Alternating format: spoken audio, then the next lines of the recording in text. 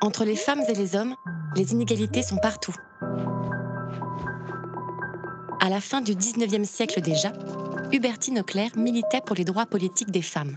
En 2009, la région Île-de-France, des associations, collectivités et syndicats créent le centre Hubertine Auclair pour agir concrètement en faveur de l'égalité femmes-hommes à travers 4 missions. D'abord, le développement d'un centre de ressources et d'échanges. Avec l'Egalitech, une banque de ressources unique et participative, notre centre propose de nombreux outils en libre accès.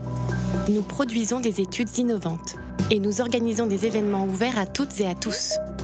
Ces connaissances et ces rencontres alimentent notre réseau, afin d'agir auprès des collectivités en assurant, par exemple, la formation des élus et des agentes et agents, ou en accompagnant les associations et les syndicats au montage de projets. Construire l'égalité passe aussi par l'éducation. Nous soutenons les démarches de toutes celles et ceux qui veulent agir dans le champ éducatif en proposant notre expertise à travers des formations et des campagnes de sensibilisation auprès du jeune public. Parce que déconstruire les représentations sexistes auprès des plus jeunes, c'est déjà agir efficacement pour lutter contre toutes les formes de violences faites aux femmes.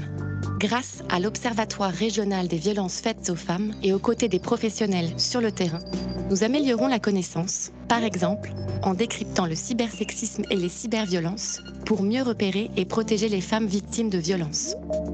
À travers ces 4 missions, le centre Hubertine Auclair et ses membres structurent un écosystème unique pour construire et diffuser une culture de l'égalité en Île-de-France.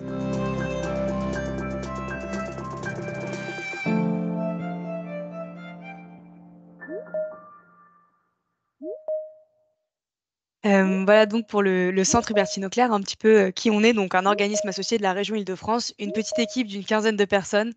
J'en profite pour remercier mes collègues Anna Clara Valla et Iris Gimard-Sebilo qui sont avec moi aujourd'hui et qui vont vous répondre à vos questions sur le chat et m'aider dans l'animation, de ce webinaire. Sur l'éducation à l'égalité, ça a été présenté dans la vidéo, mais pour dire qu'on travaille sur 3 actes, la production de connaissances, la création, la promotion d'outils éducatifs et puis la formation des professionnels qui se déclinent par exemple avec ce type de webinaire, mais aussi avec des formations qu'on propose en personne dans nos locaux à Saint-Ouen, et puis, aussi dans les établissements scolaires d'Île-de-France. Aujourd'hui, notre sujet sur les violences sexistes et sexuelles, on le propose par exemple dans le cadre d'une formation de 2 jours qui nous permet vraiment, d'aller plus loin, d'échanger, de se mettre beaucoup plus en situation que l'introduction qu'on va avoir aujourd'hui. Donc vous pouvez, en tant que personnel de l'éducation nationale, vous inscrire, à cette formation, de 2 jours qui a lieu dans nos locaux, à Saint-Ouen, ce printemps. Pour vous en dire, juste quelques mots sur nos dernières parutions parce qu'en 2022-2023, on a pu, travailler sur de plusieurs documents, je pense, qui sont super intéressants. Le premier, c'est une étude sur les freins à l'orientation des filles dans les filières informatiques et numériques du lycée. Donc une étude, sociologique qu'on a menée, sur 3 ans avec une équipe de recherche de l'agence Phare, qui est en ligne sur notre site et puis qu'on va aussi vous présenter lors du dernier webinaire, de l'année, donc au mois de mai. Il y aura un webinaire où on va passer 2 heures pour vraiment, repartir de ces constats, qui sont en fait les constats de l'étude, hein, que, les choix d'orientation des jeunes sont encore très marqués par le genre et ce qui est aussi très inquiétant, que l'expérience, de l'enseignement des matières, informatiques et numériques au lycée, va remettre en conformité les choix des filles, qui s'étaient orientées vers ces filières, vers des choix, qui sont, plus en lien avec leur genre et ce qui est attendu d'elles en tant que jeunes filles. Donc on aura l'occasion de vous présenter cette étude, au mois de mai. Le deuxième est un guide sur les espaces scolaires au prisme du genre qu'on a présenté lors du dernier webinaire au mois de novembre. Il est en lien en ligne sur notre site, donc n'hésitez pas à aller le consulter ou à regarder en replay le webinaire. Et puis, le troisième document qu'on vient de sortir là en ce début d'année, c'est le Memento, mettre en place des actions pour favoriser l'égalité filles-garçons et lutter contre le sexisme et les LGBTQIA-phobies. C'est la mise à jour d'un document que le centre, édite depuis 2012, qui était précédemment, mettre en place des actions pour favoriser l'égalité filles-garçons. Et là, on l'a, enrichi, pour ajouter la lutte contre le sexisme, contre les violences sexistes et sexuelles et puis, la lutte contre les discriminations ou les violences à caractère LGBTQIA-phobe. Donc n'hésitez pas à vous en saisir. Pareil, il est en ligne sur notre site. Le but, c'est de vous aider à avoir, toutes les informations, les textes, les articles du Code de l'éducation, toutes les circulaires, quelques chiffres, quelques notions sur ces sujets, et puis un outil de diagnostic avec des indicateurs qu'on vous propose et des ressources pour pouvoir travailler sur ces thèmes. Le cycle de webinaire, on en a parlé, donc dans lequel s'inscrit ce webinaire, le webinaire d'aujourd'hui, pour vous dire qu'il nous restera ensuite 3 autres webinaires. Le prochain, le 8 février, sur le cybersexisme chez les jeunes, avec ma collègue Anna Clara, qui est là aussi avec nous aujourd'hui. Et puis ensuite, en mars et en avril. En mars, pour mieux accueillir les jeunes LGBTQIA+, et en avril, la présentation donc de l'étude sur les freins à l'orientation des filles dans les filières numériques et informatiques du lycée. N'hésitez pas à vous inscrire. Comme pour celui-ci, c'est en ligne sur notre site. Il faut s'inscrire à chaque webinaire une nouvelle fois. Je profite aussi que vous soyez nombreux et nombreuses pour vous parler d'une autre action du Centre Hubertine Auclair qui pourrait vous intéresser. On organise tous les ans un concours de podcast en collaboration avec l'association ONU Femmes France qui s'appelle Ton podcast pour l'égalité, qui s'adresse à des jeunes en groupe ou non, entre 14 et 18 ans, qui peuvent être dans un cadre scolaire ou dans un autre cadre. Et c'est un concours de podcast très court, de 3 à 5 minutes, sur lesquels on propose 3 thèmes. Donc cette année, les 3 thèmes sont les droits et les représentations des personnes LGBTQIA+ dans l'histoire. Le deuxième, éducation à la sexualité, éducation à l'égalité. Et le troisième, égalité femmes-hommes et enjeux climatiques. Voilà, le but, c'est de permettre à des jeunes de se saisir d'un de ces thèmes, de réaliser un podcast. Le format est libre à part par rapport à la durée. Voilà, donc ça peut être une chouette façon pour vous de mener un projet avec un groupe d'élèves ou de proposer ce projet à vos élèves. Voilà, donc n'hésitez pas, vous pouvez vous inscrire et envoyer vos productions jusqu'au 29 avril et vous retrouvez sur le site Ton podcast pour l'égalité plein d'informations à la fois sur la forme, comment faire pour enregistrer des sons, faire du montage et aussi sur le fond, sur les 3 thèmes, on essaye de donner le plus possible de ressources pour pouvoir participer au concours. Un petit mot peut-être avant de commencer le webinaire à proprement parler pour vous dire, voilà, on sera ensemble jusqu'à 16 heures, donc pendant 2 heures. Le but de ce webinaire est vraiment que ce soit une introduction à la question des violences sexistes et sexuelles, axée sur les violences qui sont vécues par les élèves, donc avec différentes parties, un peu savoir de quoi on parle, quelles peuvent être les conséquences des violences sexistes et sexuelles, un petit point sur le cadre légal, et puis vous donner un peu des ressources pour savoir comment on peut agir suite à des violences sexuelles, face à des violences sexuelles, agir en prévention également au niveau des classes. Euh, D'abord, pour 2 petits points d'attention, particulièrement en lien avec ce sujet, on va parler donc de violence, je vais parler de violences sexistes et sexuelles pendant ces 2 heures. Donc n'hésitez pas voilà, c'est des sujets qui sont pas forcément faciles, n'hésitez pas à vraiment prendre soin de vous en cas de problème, voilà, voilà, de se dire qu'il c'est bien de pouvoir prendre un petit peu de recul, se prévoir quelque chose de sympa après, voilà, ça va être des sujets qui bousculent un petit peu. Et puis pour vous dire que ce sera qu'une introduction, donc il y a de nombreuses ressources et je vais mentionner de nombreuses ressources qu'on vous enverra ensuite par mail. Donc comme vous êtes inscrit au webinaire, vous recevrez un mail avec la liste des ressources qu'on a évoquées nous, mais aussi les ressources qui vont être évoquées dans le chat éventuellement par d'autres participants, participantes. Voilà, là c'est vraiment un cadre introductif qui malheureusement en 2 heures, on ne pourra pas être exhaustif. Et puis un petit point, voilà, pour le début, pour parler pour un peu répondre à une question qui arrive souvent, la question des violences faites aux hommes. Oui, évidemment, il y a des hommes qui sont victimes de violences. Là, notre sujet, c'est vraiment les violences sexistes et sexuelles qui s'inscrivent dans un contexte d'une société sexiste plus large et qui touchent de façon disproportionnée les femmes par rapport aux hommes et dont les auteurs sont de façon vraiment très majoritaire des hommes. Donc c'est pour ça qu'on va se concentrer là-dessus, parce que ça traduit d'une réalité indéniable. Voilà, pour commencer, je vous propose donc une petite partie un peu introductive, d'essayer de comprendre de quoi on parle quand on parle des violences sexistes et sexuelles. Et je vous propose, alors on est beaucoup, mais d'essayer de faire ça sous la forme d'un chat, donc il y aura plusieurs questions. Vous pourrez poser vos questions, répondre via le chat ou dans tous les cas, réfléchir un peu aux différents points que je propose. Alors pour commencer, l'axe étant évidemment d'essayer de se concentrer sur les personnes, les élèves, les jeunes victimes de violences sexistes et sexuelles. Une petite question, 2 questions sur l'ampleur des violences vécues. À votre avis, est-ce que les femmes de moins de 25 ans sont plus ou moins concernées par les violences sexistes et sexuelles que les femmes de plus de 25 ans? Donc voilà, il y a plusieurs options. Est-ce que c'est beaucoup plutôt moins, pareil, beaucoup plus ou plutôt plus? Voilà. Donc là, certaines personnes disent pareil, plus, beaucoup plus, plutôt plus. Euh, voilà, l'idée, c'est de déconstruire l'idée reçue, hein, qu'on pourrait avoir cette idée. Effectivement, les femmes de moins de 25 ans ne sont pas épargnées ou ne sont pas moins concernées par les violences sexistes et sexuelles que celles plus âgées. Et en fait, on va avoir des chiffres, elles sont même beaucoup plus concernées par ce type de violence. La deuxième question, combien de jeunes femmes victimes de violences conjugales de moins de 25 ans n'en ont jamais parlé? Donc là, je propose différentes statistiques, 18%, 28%, 38% ou 48%, selon vous. Donc je vois des chiffres plutôt élevés dans le chat, 38-48%. Ouais, on n'est malheureusement pas très optimiste. Effectivement, c'est 38%. Donc je vais vous en dire un petit peu plus sur ces chiffres.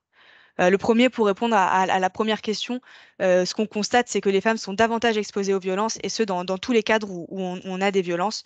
Donc ça, c'est des chiffres d'une enquête large qui a eu lieu en 2000 sur les violences faites aux femmes, et on constatait de manière très claire que les femmes, donc là, la donnée qu'on avait, c'était de 20 à 24 ans, étaient largement surreprésentées parmi les victimes de violences dans tous les contextes. Sur les violences dans le couple, ça, c'est des données qui sont intéressantes. On en a très peu. Là, il y a une enquête qui a été menée par l'association En Avant Toutes et le média Les Petites Glos en 2021, qui avait fait émerger des résultats assez inquiétants sur la violence au sein des jeunes couples, donc qui montraient que 90% des jeunes filles de 12 à 24 ans avaient déjà subi des violences au sein de leur couple, et notamment une sur deux qui s'était déjà sentie obligée d'avoir des relations sexuelles ou d'effectuer certaines pratiques par peur que son partenaire la quitte ou qu'il ne l'aime plus. Donc on voit bien que c'est compliqué quand on parle de contraintes, de menaces, de violences. En fait, voilà, c'est aussi par peur de ne plus pouvoir être dans cette relation, que la personne nous quitte. Voilà, c'est des choses qui sont plus compliquées que euh, elle a dit non, elle a dit oui, donc c'était OK, par exemple. Voilà. Et puis la dernière chiffre, hein, que je vous ai présenté, seulement 62% de ces personnes qui avaient été interrogées et qui avaient subi des violences au sein de leur couple en avaient parlé à quelqu'un. Donc une vraie question de réussir à repérer ces violences, à faire en sorte qu'on puisse accueillir cette parole pour pouvoir aider les personnes qui sont victimes de violences. Deuxième question, il y a déjà la réponse, donc c'est plus facile. Sur la réponse pénale, donc la première question, la réponse est donnée. Quel est le pourcentage de victimes de violences sexistes ou sexuelles qui ont porté plainte? C'est peut-être quelque chose que vous saviez, c'est donc 10% seulement de victimes qui ont porté plainte. Et puis la deuxième question, une présomption de non-consentement dans les cas d'inceste a été ajoutée dans la loi en quelle année selon vous? En 2006, 2011, 2016 ou 2021? Je vois quelques réponses. Effectivement, c'est dans l'actualité récente, hein, donc c'est bien en 2021 que cette présomption de non-consentement a été ajoutée dans la loi pour dire qu'il y a des évolutions législatives qui sont encore très très récentes sur ces questions-là, que la loi protège les victimes, mais pas depuis très longtemps. Euh, Sur le chiffre sur les violences sexistes et sexuelles, ce qui est important de retenir, c'est que ce sont des violences qui sont sous-estimées, peu déclarées. En fait, on a très peu de données là-dessus. Toutes les données qu'on a nous laissent à penser que il y a énormément de violences sexistes et sexuelles, beaucoup plus que ce qu'on arrive à comptabiliser. Et en particulier sur les mineurs, il y a très très peu de données, je vous le disais tout à l'heure. Donc c'est très difficile de pouvoir objectiver avec des chiffres ces données qui restent très peu rapportées au pouvoir public. Donc on a assez peu de données pour pouvoir agir là-dessus. Ce qu'on sait, par contre, des données qui existent, c'est que seulement une femme majeure victime sur 10 a déposé plainte. Ça, c'est des chiffres d'enquête du ministère de l'Intérieur, donc c'est très très peu.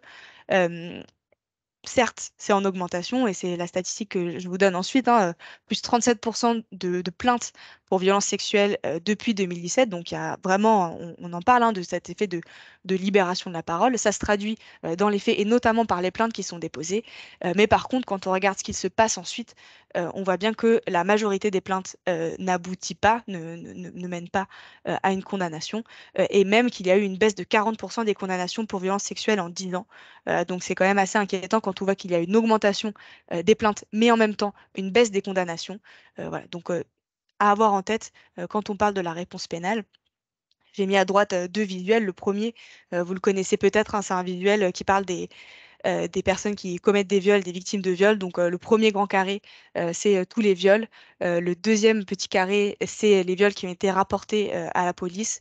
ensuite ceux qui ont eu un procès, et enfin les personnes qui se sont retrouvées en prison. Donc c'est un schéma qui est utilisé souvent pour montrer un peu l'ampleur du phénomène par rapport aux personnes qui sont véritablement punies, qui nous vient des États-Unis, ce graphique. Mais on peut aussi retrouver ça en France, et là je vous renvoie vers le documentaire Justice. Donc vous voyez le visuel en dessous, qui est un documentaire de France Télé qui suit le parcours de différentes femmes victimes de violences sexuelles. Et donc, on les suit depuis le début, le dépôt de plainte, pour voir comment leur dossier avance, ce qui se produit pour elles. C'est vraiment un documentaire passionnant. N'hésitez pas à le regarder. Sur la deuxième question, donc, on parlait de la présomption de non-consentement en cas d'inceste. Effectivement, important à savoir que il y a la loi, en fait, sur ces questions-là est assez récente, hein. C'est seulement en 1980 que le viol est reconnu comme un crime, et en 1992 que les violences au sein du couple sont reconnues en tant que telles. Donc, toutes ces choses sont très récentes, et il y a encore des évolutions législatives. En 2021, a été ajoutée à la loi une présomption de non-consentement pour les mineurs victimes de violences sexuelles. C'est-à-dire en fait il n'est plus besoin de prouver qu'il y a eu violence, menace ou contrainte ou surprise pour parler d'une agression sexuelle ou d'un viol sur des mineurs, dans certaines conditions. Comme vous le voyez, hein, c'est pas uniforme, ça dépend voilà, de la situation. Mais donc montrer qu'il y a encore des choses qui sont en mouvement, des revendications, hein, aussi, certainement, des victimes, des associations qui aident les victimes pour qu'elles soient mieux protégées. Donc la loi évolue et tout ça reste très récent. Une dernière question sur le rôle des établissements scolaires, puisque c'est le sujet aussi qui nous rassemble, en cas de violence sexiste et sexuelle. Première question, est-il possible pour un établissement d'agir suite à la diffusion de contenu intime sans le consentement d'un ou d'une élève par un ou une autre élève? Donc, par exemple, un nude, imaginons une photo intime qui serait diffusée sans le consentement de la personne qui l'a pris par d'autres élèves. Est-ce que dans ce cas-là, un établissement scolaire peut agir? Alors, j'ai vu plusieurs oui dans le chat, des oui enthousiastes, quelques non également. Euh, on va voir un petit peu comment, on ne sait pas. C'est le but aussi de ce webinaire. La réponse est oui. Je vais vous dire un petit peu plus pourquoi et comment la réponse est oui. Et puis la deuxième question, est-ce qu'un établissement peut sanctionner un élève accusé de violence sexiste ou sexuelle sur un autre élève alors que la procédure pénale est en cours? Selon vous, est-ce que c'est possible? Ouais, là c'est un petit peu plus mitigé. Il y a une majorité de oui, mais il y a aussi quelques non. Donc la réponse est oui. Et en fait, je réfléchissais en préparant ce webinaire, s'il y a une chose que j'aimerais qu'on retienne collectivement de ces 2 heures, c'est vraiment ce deuxième point. Donc c'est pour ça on en parle dès le début. Je vais vous donner les ressources pour pouvoir y répondre. Donc la première, est-ce qu'il est possible d'agir suite à la diffusion de contenu intime sans le consentement par un ou une autre élève? La réponse est oui. Donc là, je vous renvoie vers la source du ministère. En fait, le principe, c'est que certes, cet acte a eu lieu en dehors de l'établissement, mais il concerne des élèves dans leur qualité d'élève et il a un impact sur le climat scolaire et sur les conditions d'apprentissage d'un ou d'une élève. Donc, il est de la responsabilité de l'établissement d'agir. Ça, c'est ce qui est écrit de façon très claire, noir sur blanc, sur le petit guide que vous voyez. On vous enverra, hein, toutes ces ressources par mail. Le protocole, enfin, la fiche de prise en charge des cyberviolences en collège et en lycée. C'est vraiment, là, je l'ai reformulé pour que ça soit un petit peu plus court, mais c'est vraiment ce qui est écrit. Donc, il est clair que l'établissement a une responsabilité pour agir, pour protéger les élèves et pour s'assurer que ça ne va pas impacter le fonctionnement de l'établissement et les conditions d'apprentissage des élèves. Sur ce qu'on peut faire. On va y revenir, hein, parce qu'on va parler longuement de ce qu'on peut faire pour agir auprès des victimes et agir auprès des élèves qui sont responsables de cette situation et sensibiliser au sens large. Je voulais juste dès maintenant vous partager une autre ressource. On y reviendra lors de notre webinaire du 18 février. Mais au Centre Hubertine Auclair, on a créé une fiche pratique. Que faire en cas de diffusion de contenu intime en ligne, qui vous permet, vous, en tant qu'adulte, pas forcément experte de tous les réseaux sociaux, du fonctionnement d'Internet, etc., d'avoir vraiment des clés pour pouvoir signaler les contenus, pour les faire retirer sur les différentes plateformes, via des services du gouvernement, pour vous faire accompagner par des associations spécialisées, pour savoir ce que dit la loi. Donc n'hésitez pas vraiment à vous pencher sur sur cette ressource qui est en accès libre aussi sur notre site pour pouvoir concrètement savoir comment aider la victime, toujours évidemment en partant de ses souhaits, de ce qu'elle veut et de ce dont elle a besoin à ce moment-là, à son rythme. Sur la deuxième question, donc est-ce qu'il est possible d'entamer des procédures disciplinaires alors qu'il y a des poursuites pénales en cours dans un cas de violence entre élèves? Là aussi, les textes sont très très clairs. Et là, je vous renvoie vers cette circulaire de 2014 relative à l'application de la règle des mesures de prévention et de sanctions. Ici aussi, j'ai un peu reformulé, mais il y a des phrases qui sont extraites mot pour mot de la circulaire, dont la première. Les procédures pénales et disciplinaires sont indépendantes, donc ça, c'est vraiment un principe fort. C'est deux procédures qui sont indépendantes. Il peut y avoir des poursuites pénales, il peut ne pas y en avoir, ça n'impacte pas le fait qu'il y ait des poursuites, des procédures disciplinaires au sein de l'établissement scolaire. Ce n'est pas parce que le procureur de la République ou la procureure de la République décide de ne pas donner suite à une plainte qu'il ne peut pas ou qu'il ne doit pas y avoir de procédure disciplinaire au sein de l'établissement. L'inverse n'est pas vrai, hein. Si la justice décide de mesures qui concernent l'établissement est obligé de les appliquer, ça c'est sûr. Euh, il est possible de suspendre une procédure disciplinaire, et là encore, je reprends hein, vraiment le texte de la circulaire seulement dans un cadre très précis. Et d'ailleurs, c'est possible et non obligatoire. Et ce cadre, il faut que deux situations, deux conditions soient remplies. La première, les poursuites pénales sont effectives, c'est-à-dire que seulement le fait qu'un ou une élève ait déposé plainte ou qu'on ait fait un signalement, ça n'est pas suffisant. Il faut qu'il y ait eu des auditions, voilà, d'autres éléments le début d'une enquête qui montrent que les poursuites pénales sont effectives. Et il faut également qu'il existe une contestation sérieuse sur la matérialité des faits ou sur leur imputation à l'élève en cause. Donc si ces deux conditions ne sont pas réunies, l'établissement ne peut pas suspendre une procédure disciplinaire. Voilà, on ne peut pas dire non mais cet élève a porté plainte, donc on attend que la justice soit rendue, soit faite avant de faire quoi que ce soit dans l'établissement. Ça, les textes sont très clairs à ce sujet. Voilà. Les textes précisent aussi hein, que, et là je l'ai recopié, hein, dans toute la mesure du possible, il est préférable que le conseil de discipline se prononce sans délai. Donc voilà, c'est important d'avoir ça en tête et surtout de se dire que le plus important, c'est la protection des élèves qui sont victimes de violences. Le texte détaille un petit peu plus, donc n'hésitez pas à aller le voir pour voir tous les détails. Sur les personnels, donc c'est pas forcément l'axe de notre webinaire, mais je pense que c'est quand même important de le dire hein, rapidement que les établissements scolaires ont aussi une obligation de protection de leur personnel. Tout ça qui découle du plan national d'action pour l'égalité professionnelle de l'éducation nationale, de l'enseignement supérieur et de la recherche, qui a dans ses axes la lutte contre les violences sexistes et sexuelles. Vous avez à votre service une personne qui est référente par académie que vous pouvez solliciter en cas de violence sexiste et sexuelle envers vous, donc une personne qui est en charge de vous protéger. Vous bénéficiez aussi de la protection fonctionnelle, c'est-à-dire que votre employeur, enfin, votre institution vous protège et peut mettre en place des mesures conservatoires, doit mettre en place des mesures conservatoires si et quand vous êtes victime de violence. Euh, la protection fonctionnelle permet aussi de se faire rembourser des frais d'avocat, que les frais d'avocat soient pris en charge par l'institution. Donc, c'est quelque chose auquel vous avez le droit aussi dans ce cadre-là de violences sexistes et sexuelles. Il y a aussi des associations qui peuvent vous aider.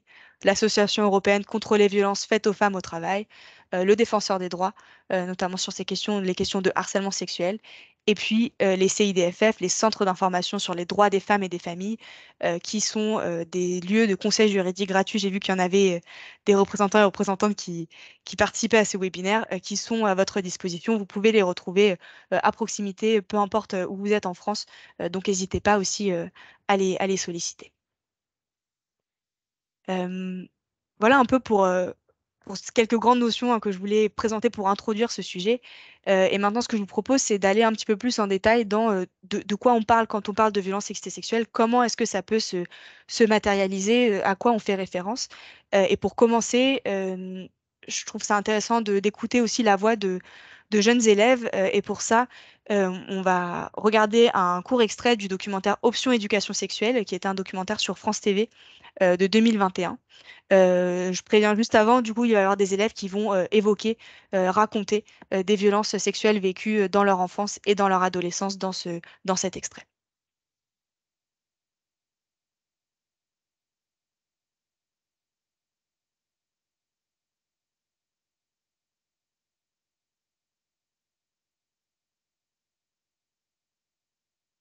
Une fois, il y a un mec bizarre, il m'a touché dans le train. Je rentrais du foot et il y avait trois personnes dans le wagon. Il y avait une mamie moi et un autre mec. Et le mec, il s'est assis en face de moi. Après, il m'a regardé. Je l'ai regardé, après, il m'a fait une petite caresse. Après, je me suis levé, je me suis barré. Après, il m'a suivi dans un autre wagon. Et après, je me suis assis à côté d'un monsieur. Et du coup, il est monté en haut et moi, je suis resté en bas.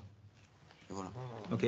Après, pendant 3 mois, je faisais que regarder derrière moi pour voir s'il y avait un mec qui me suivait. Mais là, maintenant, tout va bien. Tu as eu le bon réflexe de pouvoir te dire, Ouais. je vais chercher de l'aide quelque part. Et aussi, je me dis que si je me serais pas levé, qu'est-ce qui se serait passé? C'est ça le truc. Et là où c'est important, c'est trop souvent, on entend dire sur des agressions sexuelles ou des viols, ouais, mais c'est pas une agression sexuelle ou un viol, il n'a rien dit, elle n'est pas partie. Sauf que dans des situations comme celle-là, tu t'attends tellement pas à ça à ce moment-là qu'il y a des personnes qui voudraient pouvoir crier, qui voudraient pouvoir se débattre, qui voudraient pouvoir partir, qui n'y arrivent pas. Moi, j'ai vécu tout ça et je sais ce que ça fait de la sidération, pouvoir rien dire et le fait de se sentir bloqué. Tout ça, je l'ai vécu. On l'a très souvent rabaissé. On m'a toujours dit oui, c'est pas vraiment un viol, tout ça. Ou les gens de ma propre famille m'ont dit que c'était soit on fait comprendre que c'était pas important ou que c'était juste une étape en fait. En maternelle, des gens de ma classe m'ont forcé à faire des choses et m'ont retiré des vêtements, touché ce genre de choses. Et l'institutrice est arrivée et elle pensait que c'était un jeu. Et du coup, j'ai été grondée pour ça et mes parents aussi l'ont très mal pris. J'aurais bien aimé qu'on réagisse différemment, qu'on pose des questions. Et, j'avais 5 ans et ça m'aurait bien arrangé que le consentement soit quelque chose d'appris en maternelle. Et du coup, c'était un garçon que j'aimais, vraiment, genre vraiment. Et il me disait qu'il m'aimait aussi. On n'était pas ensemble, mais il m'avait dit qu'il m'aimait aussi. Et on a commencé un peu à se toucher, mais genre, il y avait nos vêtements, quoi. Et après, il m'a dit, enlève ton... Enfin, ouvre ton pantalon. Genre, et moi, j'étais là, bah non, j'ai pas envie. Enfin, là, j'ai pas envie, je suis pas prête à le faire. Il me disait, mais s'il te plaît, s'il te plaît. Je lui disais, non, j'ai pas envie, j'ai pas envie. Après, il m'a dit, mais s'il te plaît, moi, je sens rien, c'est nul et tout. Et du coup, comme j'avais pas envie de qu'il parte, j'ai dit oui. Moi, j'ai un truc à dire. Est-ce que vous vous rendez compte, genre, à notre âge, de tout en train de grandir, on est en train de découvrir tellement de choses, mais on a un vécu tellement lourd, et les gens, juste, ils s'en rendent pas compte, parce qu'on est tout le temps là en train de sourire, on est tout le temps là en train de rigoler, en train de jouer, mais en vrai de vrai, à notre triste âge, normalement, on n'est pas censé vivre ça. On est censé vivre notre best vie. Est-ce que vous vous rendez compte que, genre, tous ici, pratiquement, genre vraiment tous, alors qu'on est tous différents, vraiment. Et dans cette différence, on a tous vécu des trucs de merde, quoi.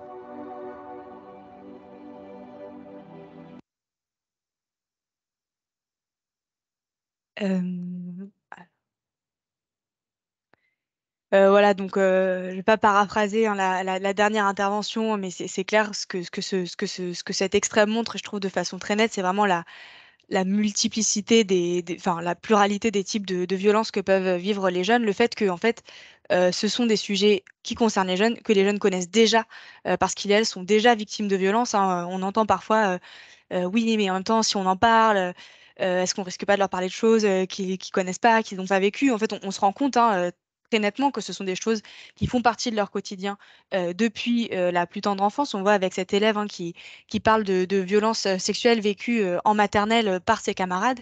Et on voit aussi comment, à l'adolescence, en fait, ces jeunes ont déjà intégré le fait que, ben, soit une sorte de banalisation, hein, de finalement, bon, voilà, c'est des choses qui arrivent, soit la minimisation de la part de leur entourage, que ce soit leur famille, que ce soit dans le cas de cet autre élève, son enseignante, hein, qui finalement n'avait pas réagi face à ce qu'elle venait de vivre.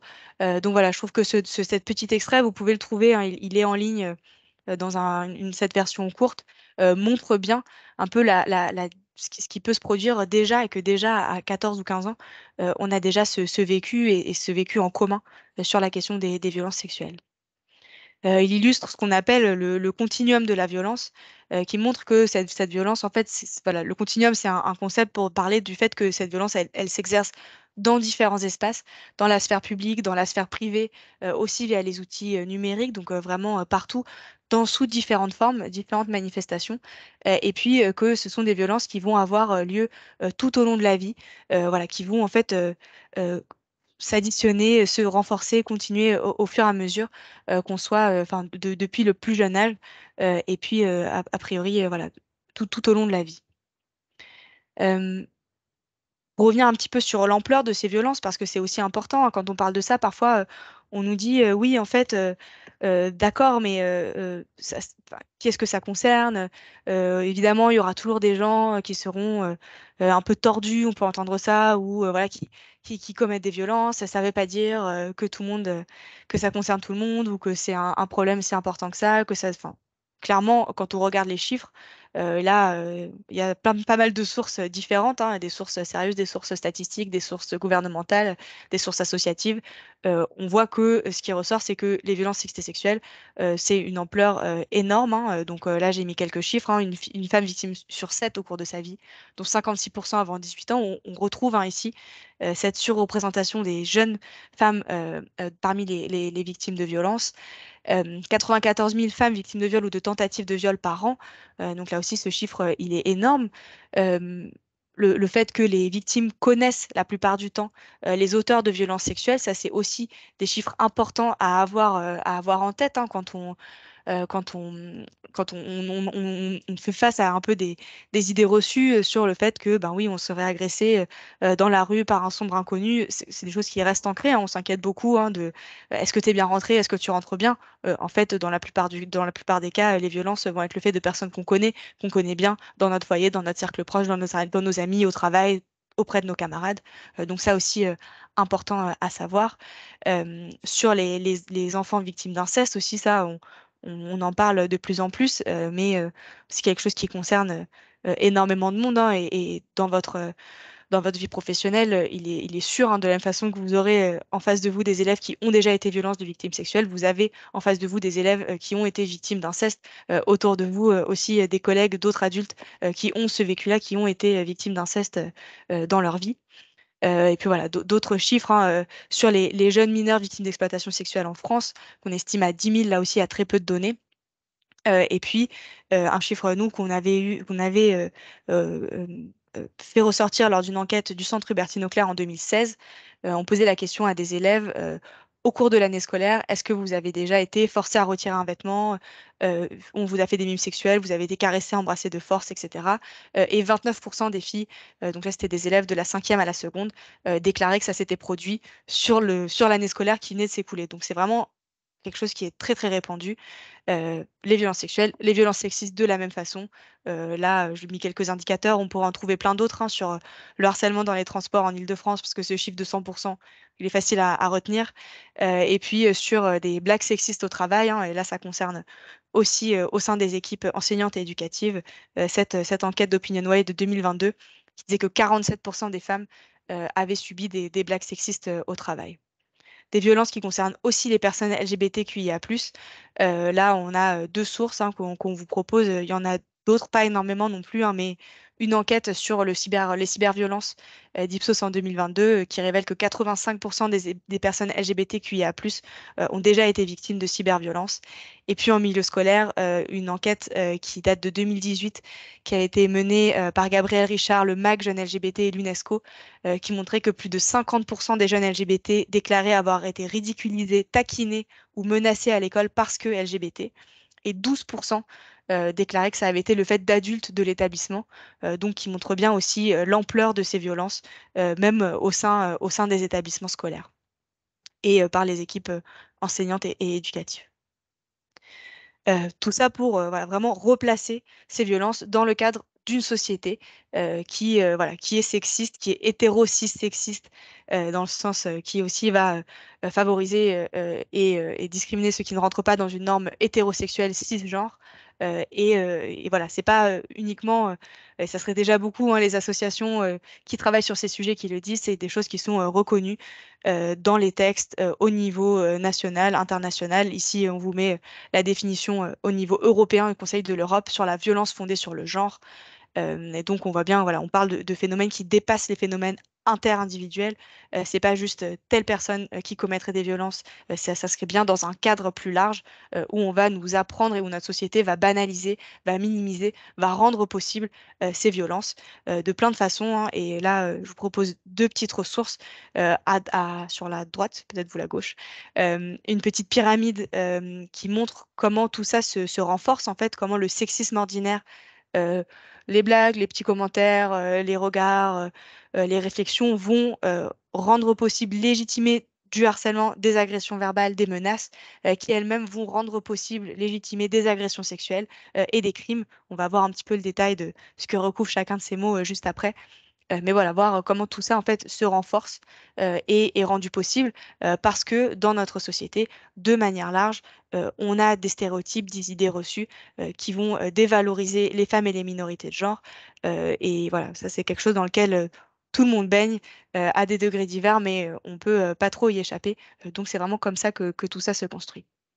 La petite vidéo, on va pas la passer ici, mais ça peut être un outil pour vous.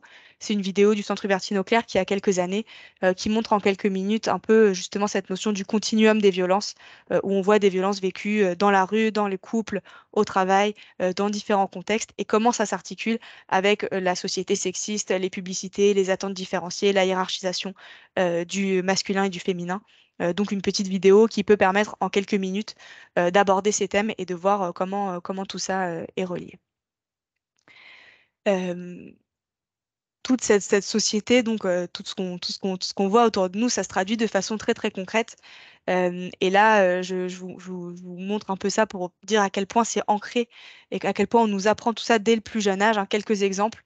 Le premier, le texte que vous voyez à gauche, qui est relié à la petite illustration en rouge en haut, hein, c'est issu d'un livre de comptines pour enfants. C'est la chanson de la petite mandarine, peut-être que vous la connaissez, et moi je la connaissais, hein, Choubidoubidouа, qui en fait, on nous présente donc dans les illustrations des petits cœurs, des petites mandarines qui sourient. C'est une comptine pour les enfants tout petits. Et en fait, cette comptine, elle parle d'un viol. Puisque le garçon citron a eu un zeste déplacé, qui fait qu'ensuite la mandarine vient se confier auprès de sa mère pour lui dire qu'elle a un gros pépin, et 6 mois plus tard, elle accouche. Et donc c'est mignon parce que mandarine plus citron, ça fait une petite clémentine. L'air de rien, on chante et on rend romantique et mignon un viol qui a été commis donc dans le cadre de cette petite comptine, donc vraiment dès les tout petits. Euh, on voit comment on va travailler, comment on va ancrer aussi cette confusion entre la violence et l'amour de plein d'autres façons. Au milieu, vous avez un texte qui vient d'un livre pour enfants qui s'appelle L'amoureux. Donc, c'est le titre du livre, donc pour des enfants un petit peu plus âgés, peut-être qu'une comptine, hein, mais qui montre comment l'idée, c'est un garçon. Le thème du livre, hein, est censé être un garçon qui est amoureux d'une petite fille.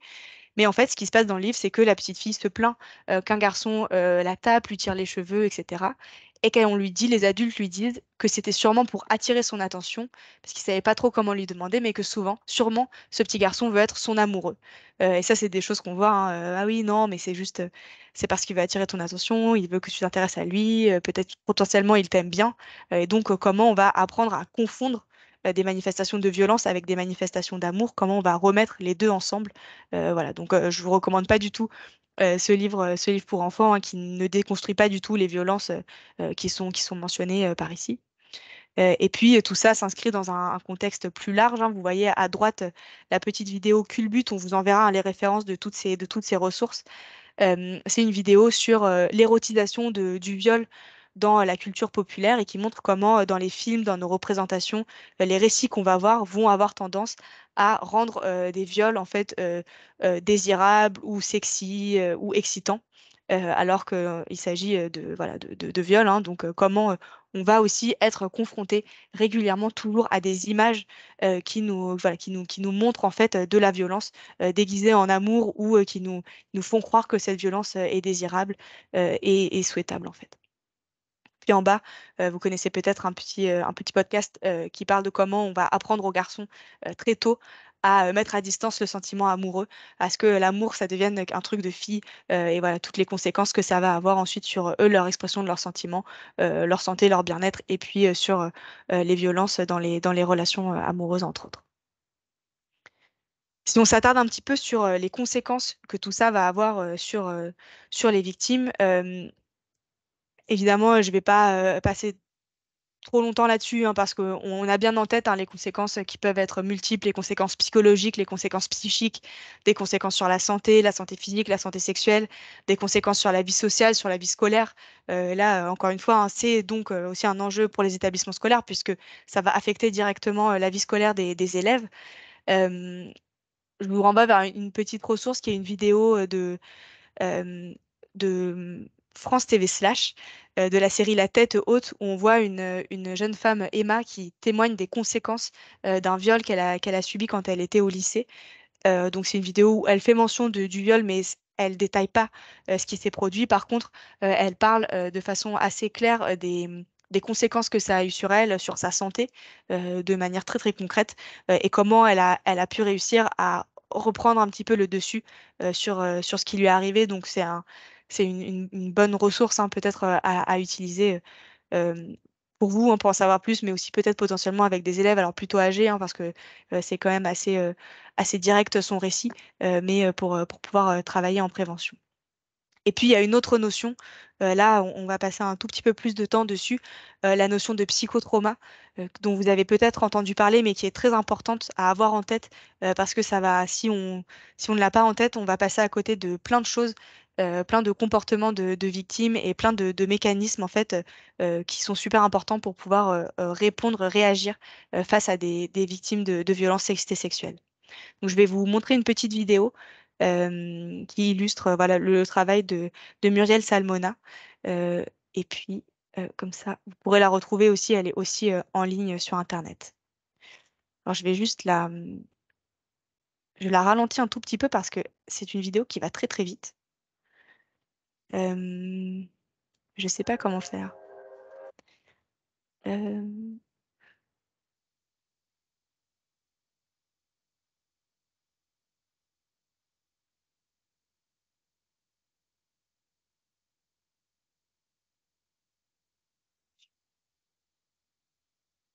Voilà, je la ralentis un petit peu parce qu'elle va très très vite et c'est un peu difficile de se concentrer. Donc comme ça, on a un rythme qui est OK.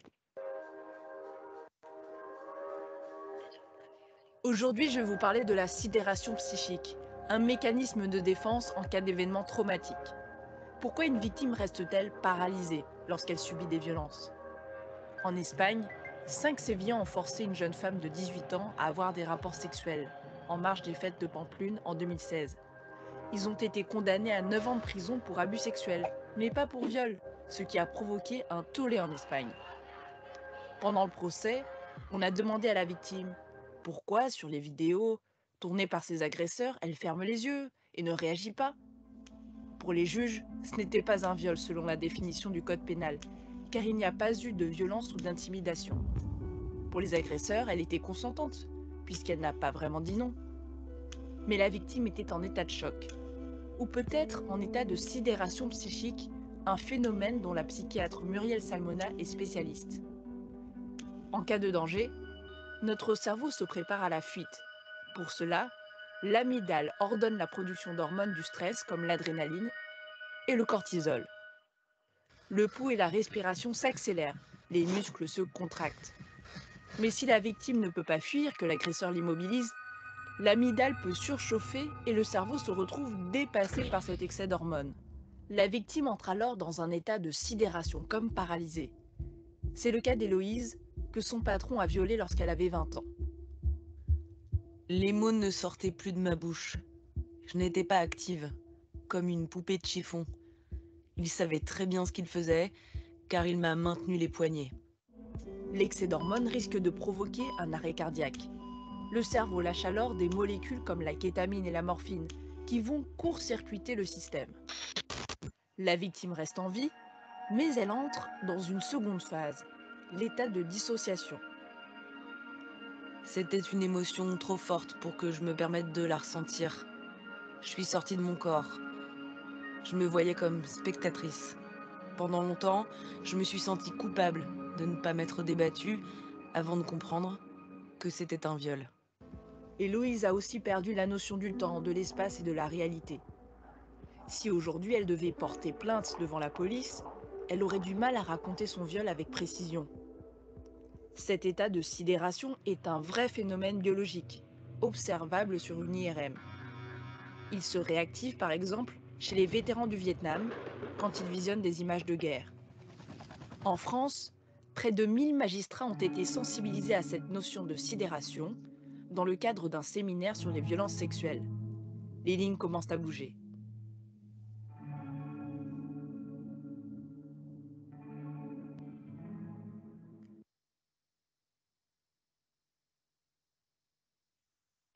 Voilà, donc là, c'est une vidéo courte hein, qui est disponible sur YouTube qui explique vraiment ce principe de sidération psychique qui est connu et qu'on documente, hein, qui est documenté, qui est observable, qui est vraiment un phénomène physique qui va régir la réaction qu'on va pouvoir avoir face à une situation d'extrême danger, comme une situation d'agression sexuelle ou de viol notamment, et donc qui explique tout un tas qui va à l'encontre hein, de tout un tas d'idées reçues et de commentaires hein, qu'on peut entendre, oui, mais elle s'est pas débattue, etc.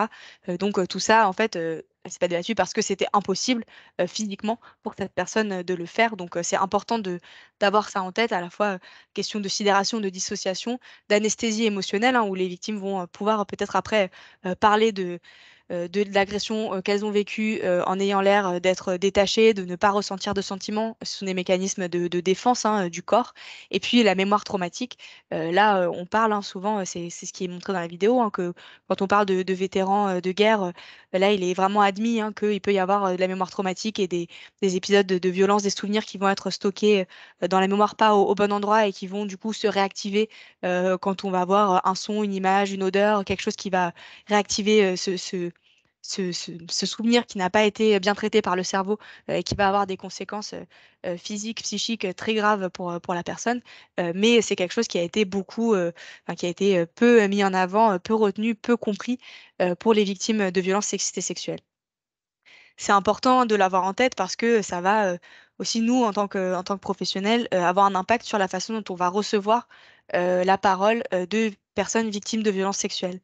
Ici, je vous ai mis des petits visuels qui viennent d'une campagne de la Fédération régionale des CIDFF du Centre Val-de-Loire, Amour sans violence, qui par ailleurs est une campagne très intéressante sur l'emprise dans les relations de couple, hein. Je vous recommande d'aller la voir et qui montre voilà, comment le comportement de la victime lié au psychotraumatisme peut être interprété par les personnes qui vont recevoir son témoignage.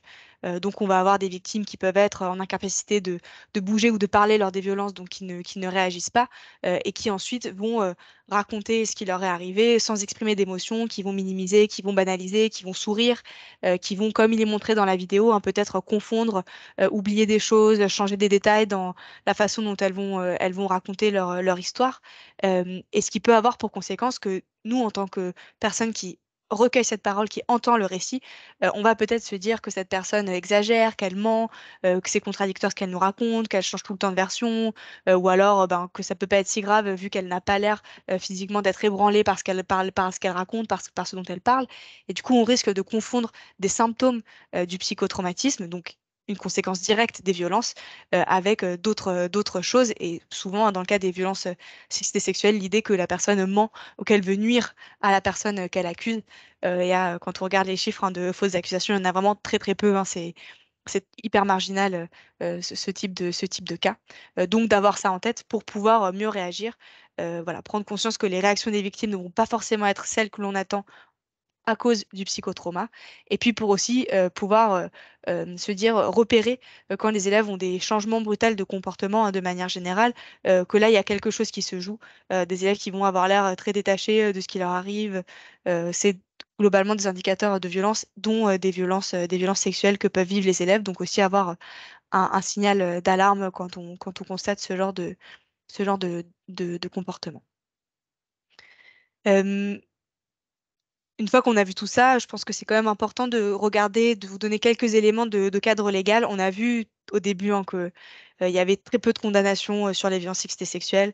Le cadre légal, il est quand même super important, d'une part pour en fait soit être en capacité de nommer ce qui se produit, de le qualifier quand on le voit, pour pouvoir signifier l'interdit de façon claire, pour ne pas laisser passer notamment des cas de violences sexistes, en fait, hein, qu'on observe tout le temps, tous les jours quasiment. C'est important de faire connaître la loi pour responsabiliser les agresseurs, pour leur faire comprendre, pour leur faire entendre la gravité de leurs actes, et puis pour permettre aux victimes de la mobiliser et de faire respecter leurs droits, de mener des actions en justice si elles le souhaitent, hein. Évidemment, c'est pas obligatoire, mais qu'elles puissent s'en saisir. Euh, pour commencer, voilà, dire que les violences verbales, ça commence dès les violences verbales, elles sont déjà punies par la loi, notamment des violences verbales qui sont sexistes, homophobes, transphobes, à caractère discriminatoire de manière générale, hein. Il y a tout un tas de critères, mais notamment celle-ci qui concerne particulièrement notre objet. Et puis que depuis quelques années, la loi s'est enrichie un nouveau concept, hein, le concept d'outrage sexiste, qui est le fait d'imposer à une personne tout propos ou comportement à connotation sexuelle ou sexiste, qui soit porte atteinte à sa dignité en raison de son caractère dégradant ou humiliant, soit crée en son encontre une situation intimidante, hostile ou offensante, y compris une seule fois. Donc même s'il ne s'agit pas de cris, de menaces ou d'insultes, le fait voilà, d'avoir un propos ou un comportement à connotation sexuelle ou sexiste, c'est déjà puni par la loi. Donc faire une blague sexiste, par exemple, c'est un outrage sexiste. Faire un bruit de bouche ou siffler, c'est un outrage sexiste. Et donc ça, c'est une loi qui est récente, qui est dans les faits, hein, c'est très peu appliqué. Il y a très peu de personnes qui vont rapporter ce type de fait auprès de la police et encore moins de condamnation parce que souvent les gens rapportent ces faits venant de personnes qu'elles ne connaissent pas et donc il est impossible d'identifier la personne qui en était à l'origine. Mais néanmoins, d'un point de vue symbolique, d'un point de vue voilà, de l'interdit, l'interdit est posé. La blague sexiste, en fait, c'est un outrage sexiste, c'est quelque chose qui peut être condamné et donc on peut s'en saisir pour faire de la prévention. Et puis aussi en réaction en disant là ce qui se passe c'est un outrage sexiste, je pourrais aller porter plainte. Donc voilà, savoir que dès le fait d'avoir un propos, un comportement à connotation sexuelle ou sexiste, c'est déjà puni par la loi. Euh, un petit mot aussi plus spécifique sur les violences LGBT-phobes, hein, de dire que euh, euh, alors les discriminations sont punies et que le mobile LGBT-phobe est une circonstance aggravante de toutes les infractions pénales depuis 2017, peu importe si la victime est vraiment lesbienne, gay, bi ou trans, mais aussi de dire que le fait de révéler l'homosexualité, le fait qu'une personne est LGBT sans son consentement, c'est aussi quelque chose qui est puni par la loi, puisque c'est une atteinte au droit de la vie privée. Donc ça aussi, c'est des choses qui sont parfois très banalisées et qui sont pourtant encadrées par la loi. Donc on peut aussi s'y référer quand ça arrive autour de nous. Le cadre légal sur le harcèlement sexuel, on parle souvent hein, de harcèlement, puisqu'on parle beaucoup aussi de harcèlement scolaire, donc c'est des notions qu'on entend très souvent, mais c'est toujours utile de clarifier ce qui est entendu par harcèlement sexuel, parce qu'il y a plusieurs choses en fait qui rentrent dans le cadre de cette notion. En gros, il y a deux grands ensembles. Le premier, c'est celui qui nous vient le plus généralement à l'esprit quand on parle de harcèlement sexuel, hein, c'est le fait d'imposer à une personne de façon répétée des propos ou des connotations, des propos ou des comportements à connotation sexuelle, encore une fois ici, qui portent atteinte à sa dignité ou qui créent une situation intimidante, hostile ou offensante. Donc ça, c'est à partir de deux fois. Si on a eu deux fois ce type de comportement ou de propos envers une personne, on est coupable enfin voilà, on a commis du harcèlement sexuel à son encontre. Euh, il y a des cas où il n'y a pas besoin que ça soit répété, et notamment la deuxième catégorie qui rentre dans le harcèlement sexuel aux yeux de la loi, c'est le fait d'user d'une forme de pression grave dans le but réel ou apparent d'obtenir un acte de nature sexuelle. Donc là, on va dans quelque chose qui est vraiment de la pression pour obtenir un acte de nature sexuelle. Et à ce moment-là, là aussi, ça va tomber, même si ça n'arrive qu'une seule fois, ça tombe sous le coup du harcèlement sexuel et c'est puni au même titre que le harcèlement sexuel. Et enfin, un troisième cas qui a été ajouté récemment, notamment en lien avec des situations de cyberharcèlement. On peut aussi tomber sous le coup du harcèlement sexuel si on a envoyé par exemple un seul message violent sur les réseaux sociaux. Si c'est dans le cadre d'un cadre qui est concerté, ce qu'on appelle un raid, où il y a une personne qui a appelé ou qu'on sait que voilà, c'est dans un cadre concerté que d'autres personnes sont aussi en train d'avoir cette même démarche envers la victime, en train de harceler la victime, même si nous on n'a envoyé qu'un seul message, ça suffit déjà pour tomber sous le coup du harcèlement sexuel dans la mesure où il y avait d'autres personnes et où on ne peut pas prouver qu'on ignorait qu'il y avait d'autres personnes qui étaient en train de faire subir ça à la victime. Donc ça peut être utile aussi, hein, comme d'un point de vue en fait, de prévention, hein, de dire, bah, en fait, un seul message, ça peut déjà, si d'autres personnes le font aussi, c'est déjà dans le cadre du harcèlement. Il y a des circonstances aggravantes, et notamment en lien avec les mineurs, donc chez les mineurs de moins de 15 ans, des circonstances aggravantes également, quand il y a une situation, de dépendance, d'autorité, donc ce qui peut être le cas en milieu scolaire, d'autorité, de hiérarchie, ou des personnes qui ont un statut, vulnérable, précaire. Voilà, donc faut savoir que c'est encore pire, quand ça concerne des mineurs, et notamment des mineurs de moins de 15 ans. Un autre élément qui peut être intéressant à avoir en tête, c'est l'allègement de la charge de la preuve, comme pour les discriminations. Désormais, dans le cas du harcèlement sexuel, depuis 2016, il ne revient plus à la personne qui a été victime de harcèlement sexuel de prouver que les faits qu'elle rapporte sont du harcèlement sexuel, mais à la personne ou aux personnes qui sont accusées de prouver qu'il ne s'agissait pas de harcèlement sexuel. Donc c'est le retournement de la charge de la preuve qui permet de protéger plus les victimes dans ce genre de cas.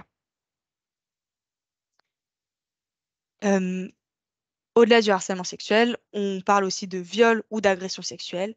Là, ce sont 2 notions qui sont proches, mais différentes. Donc, quand on parle de viol, on parle d'un acte de pénétration sexuelle ou d'un acte bucco-génital. C'est assez récent, hein, qu'on a ajouté, acte bucco-génital, qui est commis sur la personne d'autrui par violence, contrainte, menace ou surprise. Et puis quand on parle d'agression sexuelle, on parle d'atteinte sexuelle. Et on va voir juste après ce qu'on attend par atteinte sexuelle, hein. Il y a un contact physique avec certaines zones du corps, encore une fois, avec violence, contrainte, menace ou surprise, sauf désormais dans certains cas qu'on a vu tout à l'heure, hein, sur des mineurs, où on n'a plus besoin de prouver la violence, la menace, la contrainte ou la surprise pour que ce soit considéré comme un viol ou comme une agression sexuelle. Ici aussi, il y a des circonstances aggravantes, encore dans le même sens, hein, une victime de moins de 15 ans, abus d'autorité, et si le viol a un motif aussi raciste, sexiste, anti-LGBT, depuis 2017, c'est considéré comme une circonstance aggravante. Un petit graphique pour récapituler, pour remettre, voilà, montrer bien les différentes choses, qui vient d'un poster du CIDFF sur les violences au travail. Le harcèlement sexuel, donc des propos, des comportements à caractère sexuel répétés, au moins 2 fois, ça peut être seulement 2 fois, ou une pression grave pour obtenir un acte sexuel. Et quand on parle d'agression sexuelle, il y a un contact physique commis avec violence, surprise, menace sur 5 zones, les fesses, le sexe, les seins, la bouche et entre les cuisses. Voilà. Et quand on parle de viol, là, on parle de pénétration ou d'acte bucco-génital. Donc c'est ça la différence entre ces 3 notions qui sont toutes les 3 punies sévèrement par la loi. Il y a aussi tout un cadre légal. Alors, il y a 2 autres points que je vais un petit peu moins développer, mais sur les cyberviolences sexistes et sexuelles, on y reviendra lors du prochain webinaire le 18 février avec Anna Clara. Mais pour vous dire qu'au Centre Hubertine Auclair, on a une fiche de ressources qui vous explique de façon très concrète comment sont qualifiées, comment sont punies par la loi différentes manifestations de cyberviolences sexistes et sexuelles. Donc, n'hésitez pas à aller consulter cette fiche qui est disponible sur notre site. Et puis, d'un point de vue de pédagogie et de prévention, aussi savoir et faire savoir que quand on prend une photo, quand on prend une vidéo d'un viol ou d'une agression sexuelle, on s'en rend complice. Et donc, du coup, on est susceptible d'être jugé de la même façon que l'auteur de l'agression. Donc, si par exemple, des garçons ou des élèves prennent des vidéos d'autres élèves en train de mettre la main aux fesses de quelqu'un dans les couloirs, en fait, on est complice d'une agression sexuelle. Donc, on risque la même chose que la personne qui l'a fait. Et si on diffuse uniquement des images de viol ou d'agression sexuelle, on est aussi passible de lourdes peines. Donc, avoir ça en tête, ça peut toujours être utile pour le dire face à des élèves. Sur la prostitution des mineurs, je vous renvoie aussi aux travaux du Centre Hubertine Auclair en lien avec d'autres associations qui travaillent en Île-de-France. On a sorti un guide très récemment pour accompagner et protéger les mineurs en situation prostitutionnelle ou en risque de l'être. Donc là aussi, il y a plein de ressources. N'hésitez pas à aller les consulter. Euh, dans pas mal de cas hein, qui vous concernent, les agresseurs seront mineurs. Donc effectivement, le cadre légal, j'ai pas remis à chaque fois en fait forcément partout le nombre d'années de prison ou les amendes, parce qu'en fait, ça ne concerne, c'est pas forcément ça qui va s'appliquer aux mineurs, en fait, hein, puisqu'ils ne sont pas jugés devant les juridictions pénales ordinaires, et qui vont avoir des sanctions qui vont être adaptées, proportionnées, qui vont être adaptées à leur âge, mais ça ne les empêche pas de pouvoir répondre de leurs actes devant le juge des enfants, tribunal pour enfants, cour d'assises des mineurs. Donc voilà, c'est pas une impunité parce qu'il s'agit des mineurs, mais effectivement, les mineurs n'auront pas les mêmes peines que celles qui sont prévues pour les adultes. Il y a pas mal de ressources sur ce sujet, donc on vous enverra toutes ces ressources, des ressources du ministère sur les violences sexistes et sexuelles qui sont en fait assez complètes, hein, bien faites sur l'homophobie, la transphobie, et puis des ressources associatives. Ici, on propose par exemple le guide du collectif féministe contre le viol sur le viol et les agressions sexuelles, et puis un guide pratique de l'association SOS Homophobie qui a été remis à jour. On l'a pas encore trouvé en ligne, mais il devrait sortir en ligne là dans les semaines qui viennent sur les LGBT-phobies avec vraiment tous les points de droit qui sont expliqués. Un dernier petit point en lien avec ces questions sur le dépôt de plainte. Juste savoir que le dépôt de plainte, en fait, est un droit. C'est important de le dire, de le répéter, hein. Les policiers, policières, gendarmes ont une obligation légale de recevoir des plaintes et qu'il est possible de déposer plainte dans n'importe quel commissariat, à n'importe quelle heure, sans document, même longtemps après les faits. Donc même si c'est pas là où ça s'est produit, même si t'es pas à côté de chez soi, même s'il est tard, même si on n'a rien apporté avec nous, même si ça fait 6 mois, on peut porter plainte, hein. Après, il y a des délais de prescription selon la nature des actes qu'on rapporte, mais ça n'empêche pas de venir pour porter plainte. Ça, c'est important de le savoir toujours. Euh, Si on nous refuse notre plainte ou qu'on ne souhaite pas se déplacer dans un commissariat, dans une brigade de gendarmerie, on peut aussi déposer plainte par courrier qu'on adresse directement au procureur ou à la procureure de la République. Il y a un des modèles en ligne, hein, donc on peut aussi envoyer une lettre pour porter plainte, ça revient à la même chose. Et puis savoir aussi que les mineurs peuvent aller signaler seuls des faits, mais qu'assez rapidement, les parents ou les représentants légaux vont être informés de la démarche. Donc c'est aussi bon à savoir, hein. Parfois, des élèves ne veulent pas que leurs parents ou leurs représentants, représentantes légales soient informés. Voilà, ça arrivera forcément au bout d'un moment, mais ça n'empêche pas des mineurs d'aller signaler des faits, d'aller porter plainte seuls. Voilà. Je mets aussi la ressource du défenseur des droits, hein. On peut, si on nous refuse une plainte ou que l'accueil est inadapté et qu'on a le courage de faire une démarche supplémentaire, on peut le signaler en saisissant donc le défenseur des droits, hein, qui est une instance publique, hein, qui est là pour nous aider à faire valoir nos droits, et notamment dans ce cas-là. Donc voilà, si on souhaite le faire, on peut aussi signaler ce type de situation. Une autre ressource, hein, du côté de la police et de la gendarmerie, il y a un chat qui existe depuis 2018 qui est spécialisé pour les violences, pour les personnes victimes de violences sexistes et sexuelles, qui est accessible en ligne via le site arrêtonslesviolences.gouv.fr. C'est pas très logique, hein, ça s'appelle signaler une violence en ligne. On parle pas de cyberviolence là, mais en fait c'est un chat où il y a derrière des policiers, policières, gendarmes qui sont formés et qui vont répondre pour voilà, essayer de qualifier les faits, d'avoir des conseils sur les procédures. C'est anonyme, c'est gratuit, mais derrière ce sont quand même des représentants, représentantes des forces de l'ordre qui peuvent décider de lancer une procédure si elles estiment que les faits sont graves, sont caractérisés. Donc c'est pas une association, enfin c'est voilà, il faut savoir qu'on s'adresse quand même aux forces de sécurité. Et il est aussi possible via ce chat de prendre un rendez-vous pour déposer plainte. Et donc voilà, dans un commissariat ou une brigade de gendarmerie dans laquelle on souhaite aller, de prendre rendez-vous, de peut-être avoir un rendez-vous avec une personne qui est plus formée au sein de l'équipe sur place sur ces questions-là. Donc ne pas hésiter aussi à vous saisir de cet outil de la police. Voilà pour le cadre légal. Maintenant qu'on sait tout ça, ça nous fait avancer, certes, mais ça répond pas non plus forcément à la question de qu'est-ce qu'on fait si il y a ou quand, parce que c'est pas si, hein, la question c'est plutôt quand il y a un cas de violence sexiste ou sexuelle dans notre établissement. Et donc c'est ce sur quoi on va un petit peu travailler dans cette deuxième partie du webinaire. D'abord, hein, je remets ce petit visuel, on l'a vu tout à l'heure, comment des choses qui peuvent nous paraître peut-être un peu anodines ou moins graves, en fait, vont justifier, vont rendre possible, vont légitimer des violences plus graves.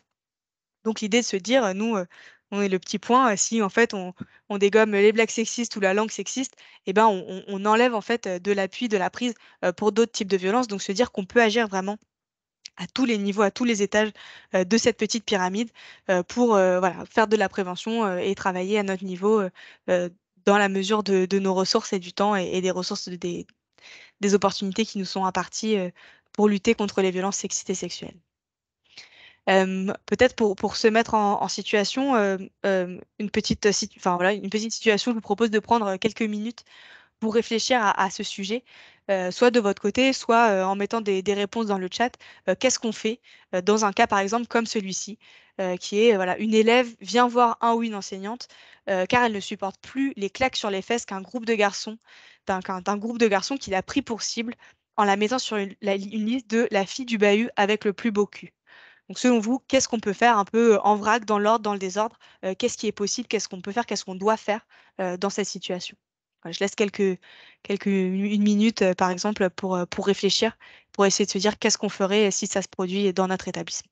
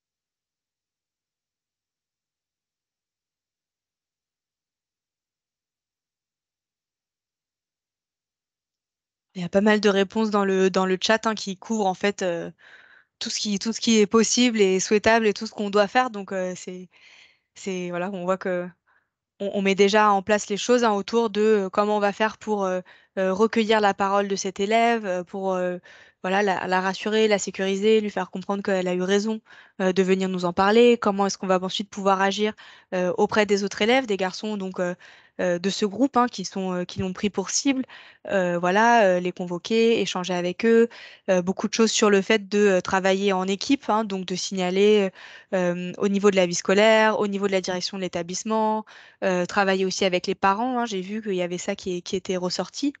Euh, Tout de suite aussi, vous avez dit que là, effectivement, on parlait d'une agression sexuelle. Donc là, c'est caractérisé. On parle donc d'une claque sur les fesses, comme on l'a vu tout à l'heure. Une atteinte sexuelle sur les fesses, c'est constitutif d'une agression sexuelle. Donc voilà, poser ce mot, effectivement signaler, ça a été dit. Donc voilà, travailler sur ces thèmes. Quelqu'un demande comment on en arrive là.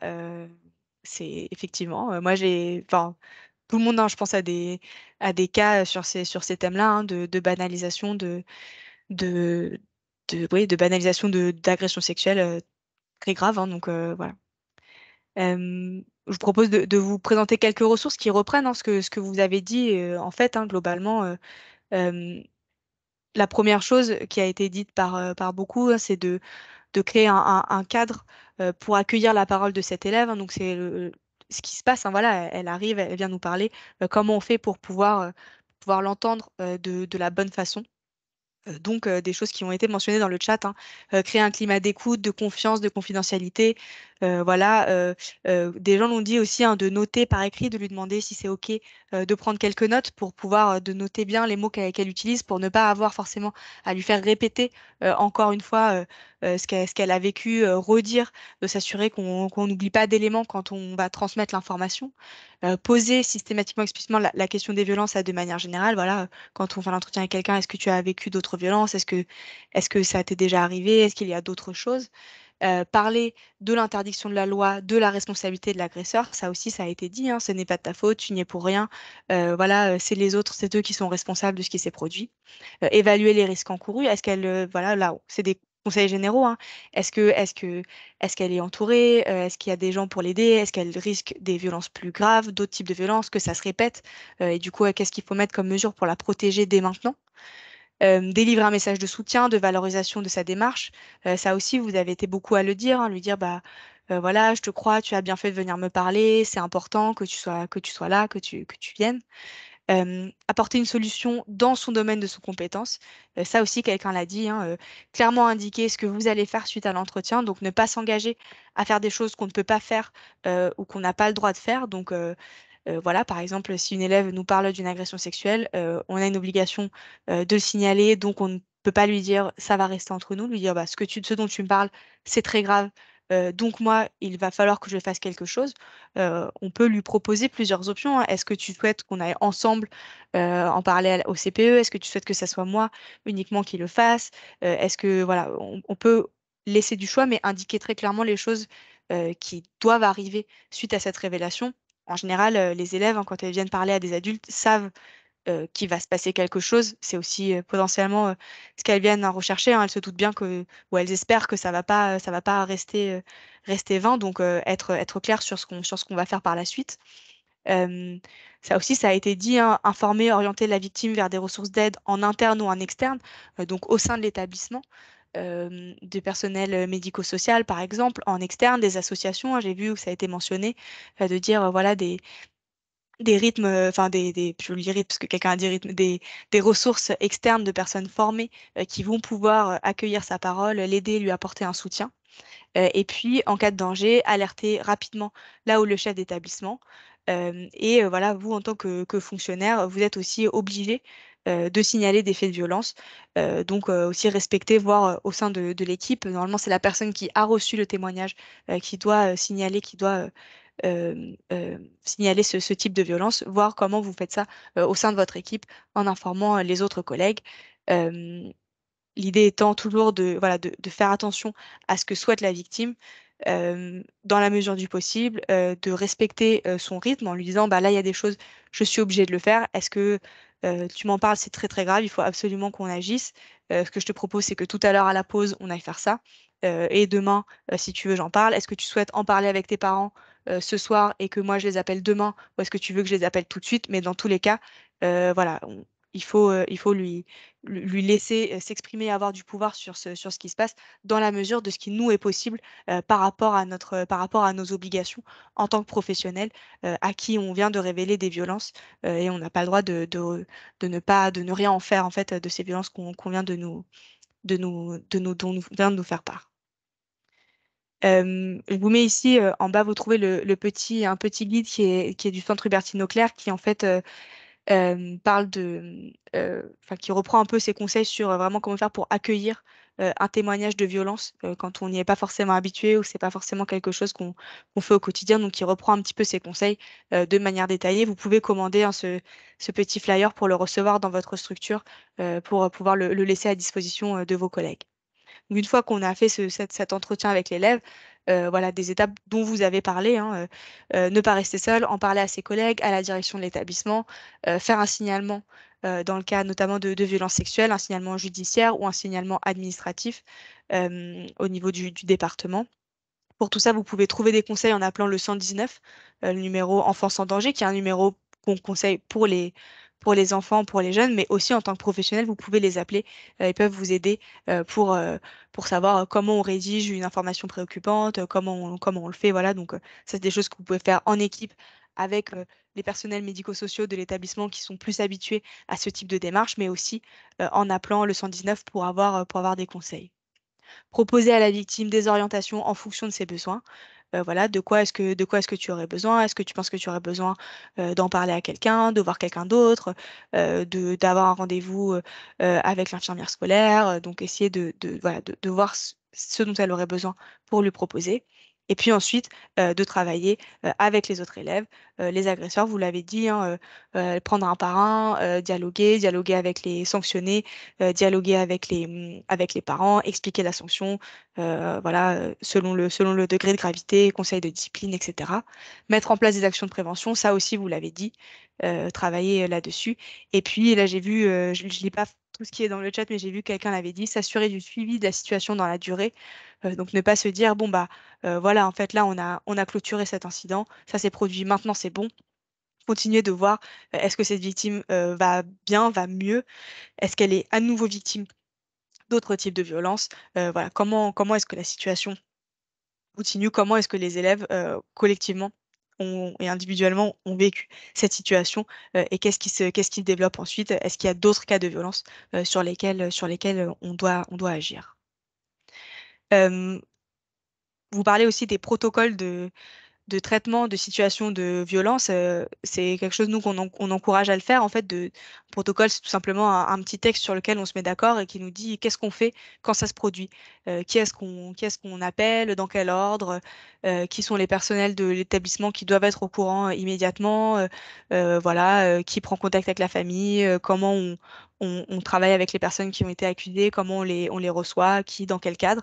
L'idée d'avoir un protocole, c'est quand ça arrive de pas se dire mince, on n'aurait pas dû faire comme ça, on aurait dû le prendre dans l'autre sens, et de faire en sorte que tous les collègues, tous les membres de l'établissement soient au courant, sachent ce qui est interdit par la loi et ce qui fait l'objet de ce protocole, ce qu'il faut faire quand ça se produit. Il y a des protocoles types qui sont faits par l'établissement, par l'éducation nationale, mais ce qui est potentiellement plus intéressant, c'est de les prendre, de les adapter pour vous, d'être sûr qu'ils s'appliquent bien aux situations de violence sexiste et sexuelle, voilà, de vraiment s'assurer que vous prenez en compte les besoins de la victime dans ce cadre-là et que tout le monde est au courant que ça existe. Pour sanctionner le ou les agresseurs, voilà, je redis ici hein, que les mesures disciplinaires donc, ne sont pas reliées à la procédure pénale, donc toujours à savoir et à mettre en avant, parler de cette circulaire voilà, pour dire que les mesures disciplinaires, dans le cadre de l'établissement, c'est une chose. La réponse pénale qui peut être engagée si la victime souhaite mener cette démarche, hein, qui n'est pas obligatoire en fait, hein, elle n'est pas obligée de vouloir porter plainte pour qu'il y ait des mesures disciplinaires au sein de l'établissement avec le but de protéger cet élève et de lui garantir les meilleures conditions d'apprentissage possibles. Mettre un petit point sur les mesures de responsabilisation, c'est souvent difficile à mettre en place, hein, mais qui propose de travailler avec des collectivités, avec des associations, avec d'autres structures pour faire un travail éducatif auprès de l'élève pour qu'il ou elle prenne conscience de son comportement et donc le change de façon peut-être plus poussée que avec un blâme ou un avertissement ou une exclusion hein, dans la gradation. Hein, c'est comme ça que c'est mis avertissement, blâme, mesure de responsabilisation avant de passer aux exclusions temporaires ou définitives. Sur les ressources externes, vous en avez parlé, orienter les victimes vers des ressources externes qui peuvent leur être utiles. Il y a des numéros que vous connaissez sûrement. On les remet parce qu'on on les voit jamais assez. Et là, notamment, peut-être parler du chat de l'association En Avant Toutes, commentonsaime.fr, qui donc est un chat qui permet de parler avec des personnes qui sont formées en face, comme une ligne d'écoute, mais version par écrit et numérique, qui s'adresse spécifiquement aux jeunes, que les jeunes qui soient victimes de violences dans leur relation de couple ou qui se posent des questions sur leur relation de couple. Est-ce que tout est OK pour moi? Est-ce que je me sens bien? Est-ce que ce qui se produit autour de moi est normal? Victimes de violences sexistes et sexuelles, LGBTQIA-phobes, victimes de violences sexuelles au sein de leur famille également. Donc vraiment une ressource à leur recommander. Et puis aussi de se tourner vers des associations locales spécialisées sur les violences sexistes et sexuelles. En Île-de-France, on a une cartographie qui est faite où on rassemble les dispositifs d'accueil de victimes de violences en Île-de-France, mais vous pouvez aussi, encore une fois, vous tourner notamment vers le CIDFF le plus proche de chez vous, qui vous permettra d'identifier, qui soit sera le relais, soit vous permettra d'identifier d'autres associations pour accueillir les victimes et les aider. Une fois qu'on a fait ça, on a géré un cas qui arrive, on peut aussi travailler pour s'outiller et pour outiller les élèves pour pouvoir réagir quand elles sont victimes de violences. C'est aussi utile pour ça au quotidien. Et ici, voilà, on voulait vous remettre un peu quelques références d'autodéfense féministe. Alors, quand on parle d'autodéfense féministe, on ne parle pas d'autodéfense forcément physique, hein, de cours de self-defense, hein, c'est autre chose. C'est vraiment tout un tas de réflexes et de mécanismes qu'on va pouvoir mettre en place pour reprendre le pouvoir sur des situations, reprendre du contrôle, se défendre en fait. Voilà, battre en brèche l'idée reçue qu'on ne peut rien faire face à des situations de violence, se défendre et pouvoir du coup éviter des situations de violence. Euh, une première source, c'est ce livre de Irène Zellinger, Non, c'est non. Donc, il y a un court ouvrage hein, quand même assez accessible qui parle de toutes différentes techniques d'autodéfense féministe, et notamment celle-ci qu'on vous transmet et qu'on se dit qu'il est chouette de transmettre aussi à des élèves, la technique des 3 phrases. C'est plutôt simple de s'en rappeler, on n'a pas besoin de penser à une super punchline ou quelque chose, juste de se dire, voilà, en 3 étapes, je vais réagir à la situation en décrivant le comportement qui nous dérange. Par exemple, vous regardez ma poitrine. Deuxième étape, on exprime son ressenti. Ça me met mal à l'aise. Troisième étape, on formule une injonction explicite et concrète. Je vous demande d'arrêter tout de suite. Et le but de cette méthode, c'est de reprendre du pouvoir sur ce qui est en train de se passer. Voilà, de pas rester figé sans réagir, de se dire bah là, ok, je vais décrire factuellement, dire comment je me sens, demander quelque chose, d'avoir ces 3 idées en tête.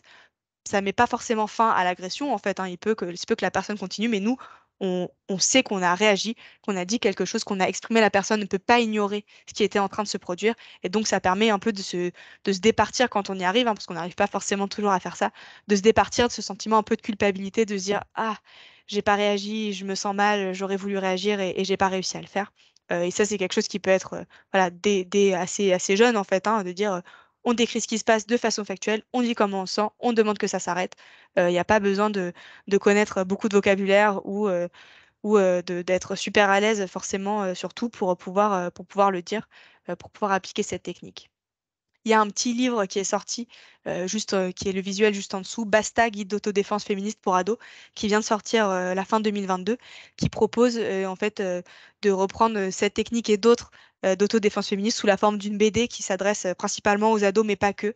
Donc ça, c'est aussi une chouette ressource pour pouvoir en parler et l'utiliser avec des jeunes, avec des ados. Voilà, super accessible en BD qui parle de plein de situations de violence qu'on peut vivre en tant qu'ado et comment est-ce qu'on peut faire pour réagir dans ces situations-là. Sur la droite, sur le dernier visuel du slide, c'est la méthode des 5D stand-up contre le harcèlement dans l'espace public, qui est proposée par l'association En Avant Toutes, qui propose des séances de sensibilisation hein, sur cette méthode, qui s'adresse plutôt là au comportement qu'on peut avoir en tant que personne qui est témoin de violence dans un espace public avec la technique des 5D. Donc pour s'en rappeler, qu'est-ce qu'on peut faire pour aider quelqu'un qu'on voit être victime de violences sexuelles dans l'espace public, distraire, dialoguer, déléguer, diriger, documenter, pour pouvoir voilà, savoir un peu ce qu'on peut faire pour aider quelqu'un dans l'espace public.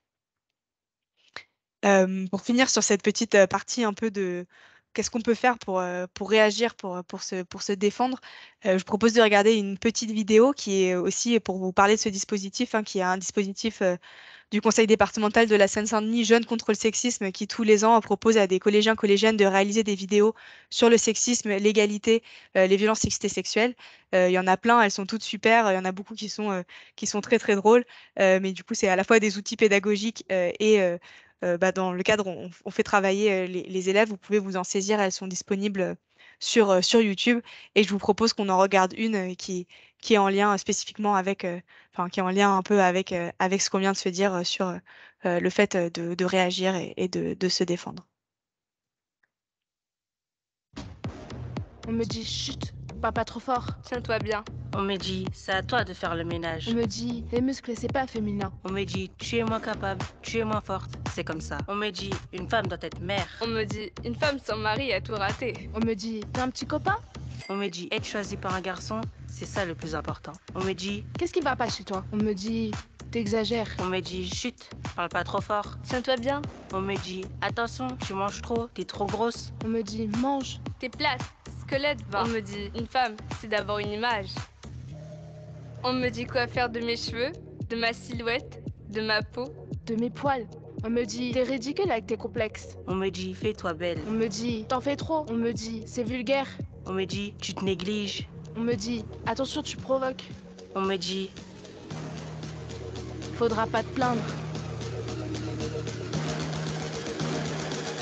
On me dit, pute, salope, fille facile, allumeuse, cinglée, hystérique. On me dit, chut, parle pas trop fort. Tiens-toi bien, chut. Chut, parle pas trop fort. Tiens-toi bien, chut. Et moi, je vous dis non. Non. Et non.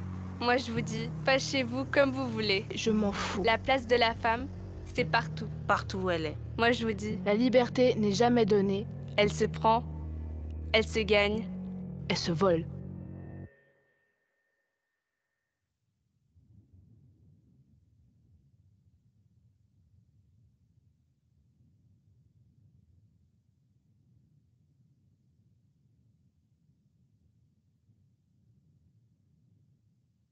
Je laisse le générique pour qu'on voit bien toutes les personnes qui ont participé à cette vidéo que je trouve personnellement hyper puissante et qui reprend plein de choses dont on a pu échanger sur le continuum de violence, les différentes injonctions, le sexisme, les violences sexuelles, voilà, tout ce qu'on va en fait intégrer dès très jeune, hein, qu'on va nous dire, qu'on va entendre, qu'on va voir, qu'on saura qui est attendu de nous. Voilà, une reprise aussi de pouvoir en parlant de soi, de ce qu'on nous dit, en le mettant en mots, et puis en disant non, en disant stop.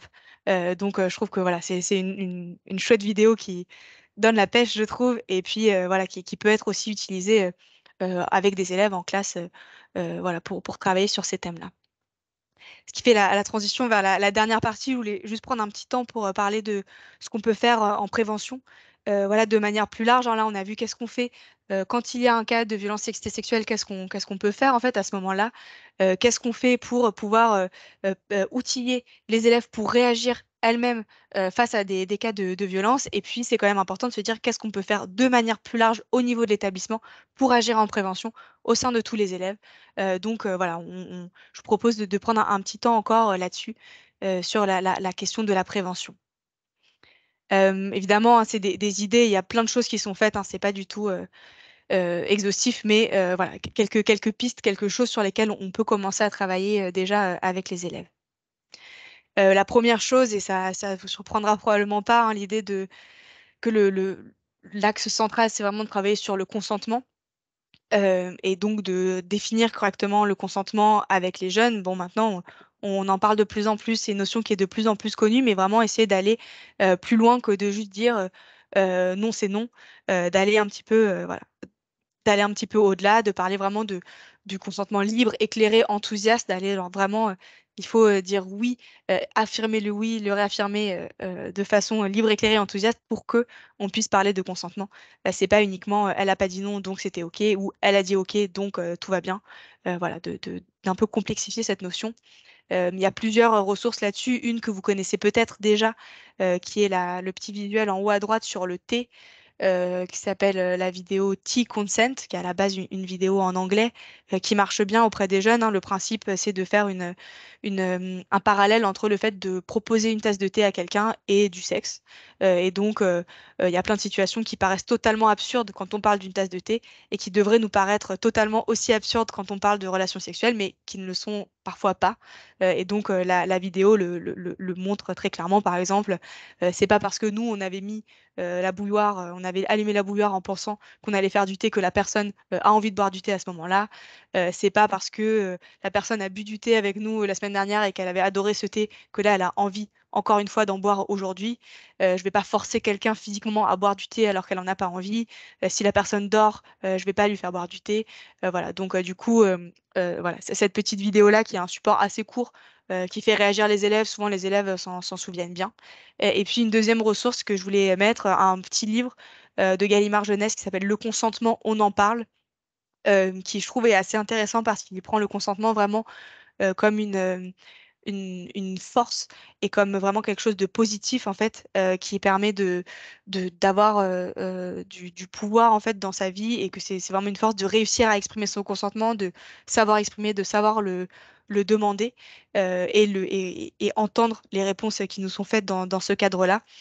qui parle entre autres de pizza, mais pas que, et voilà, qui est super pour les élèves. Et aussi, je pense que c'est un livre assez dense qui peut être aussi utilisé pour préparer des séances, pour réfléchir à comment on explique des concepts de façon simple avec des élèves. Il y a des super illustrations. Donc, je vous recommande aussi ce livre sur le consentement pour en fait aussi dire aux élèves que le consentement c'est une force pour elles et pour eux, voilà, qui est pas c'est pas juste une contrainte qu'on se fixe pour pas faire du mal aux autres, c'est quelque chose qui est en positif, qui est pour nous, qui est pour notre liberté. Donc il faut pas hésiter à l'utiliser. Travailler aussi sur la question de la responsabilité dans les violences pour essayer de lutter contre la tendance à retourner la culpabilité, à inverser la culpabilité, à dire bah, en même temps tu n'aurais peut-être pas dû faire ça. Ça peut marcher avec plein de choses, hein, envoyer cette photo sur Internet, sortir dans la rue ce soir, peu importe. Et par exemple, on peut travailler sur des phrases types, hein, des idées reçues. Les hommes ont des besoins, plus sont sexuels. Qu'est-ce qui est sous-entendu quand on dit ça? Les garçons sont immatures. Ça, on l'entend encore partout, tout le temps, hein. Bon, du coup, c'est pas trop de leur faute, puis c'est moins grave, ça va passer, alors que les filles, elles qui sont plus matures, elles peuvent prendre sur elles. Ou voilà, le fameux elles n'avaient qu'à pas le faire, voilà, comme si finalement la violence relevait de la responsabilité de la victime, que ça a un impact sur sa réputation et pas sur celle des personnes qui ont commis cette violence. Et puis travailler sur comment est-ce qu'on traduit ces réflexions dans le règlement intérieur. Là, je pense notamment au règlement sur les tenues, qui souvent sont des règlements sur les tenues des filles, qui sont un peu en lien avec la première idée reçue, hein. Les garçons et les hommes ont des besoins des pulsions sexuelles, donc les filles ont une responsabilité de ne pas les provoquer. Donc voilà, de travailler là-dessus. J'en profite, hein, pour dire il est interdit depuis maintenant un an et quelques d'avoir des règles différenciées filles-garçons dans le règlement intérieur sur la question des vêtements, des tenues. Donc voilà, à savoir que désormais c'est interdit même en période de stage. Donc voilà, travailler là-dessus. Et puis travailler dans les pratiques éducatives sur la façon dont on va accueillir la parole, dont on va justifier, minimiser.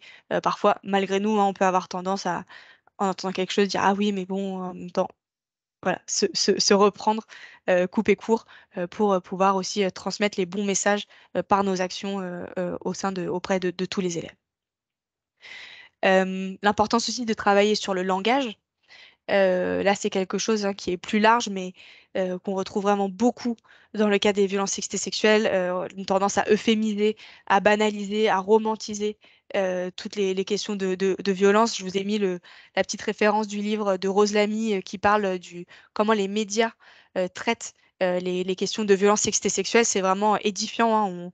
Enfin, quand on regarde dans le détail, elle cite plein de textes, des articles, fait vraiment la démonstration de la façon dont ces violences sont minimisées, banalisées, dont la faute est remise sur les personnes qui en sont coupables.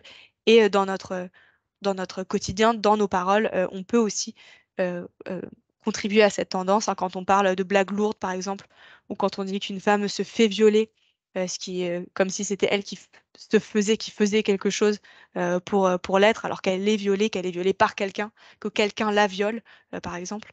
Ou quand on parle d'abus sexuels, hein, comme si voilà, on en faisait trop, enfin, que du coup, à petite dose, est-ce que ça serait OK? Alors qu'on parle véritablement d'agression sexuelle, de viol, de violence sexuelle. Donc voilà, utiliser les mots.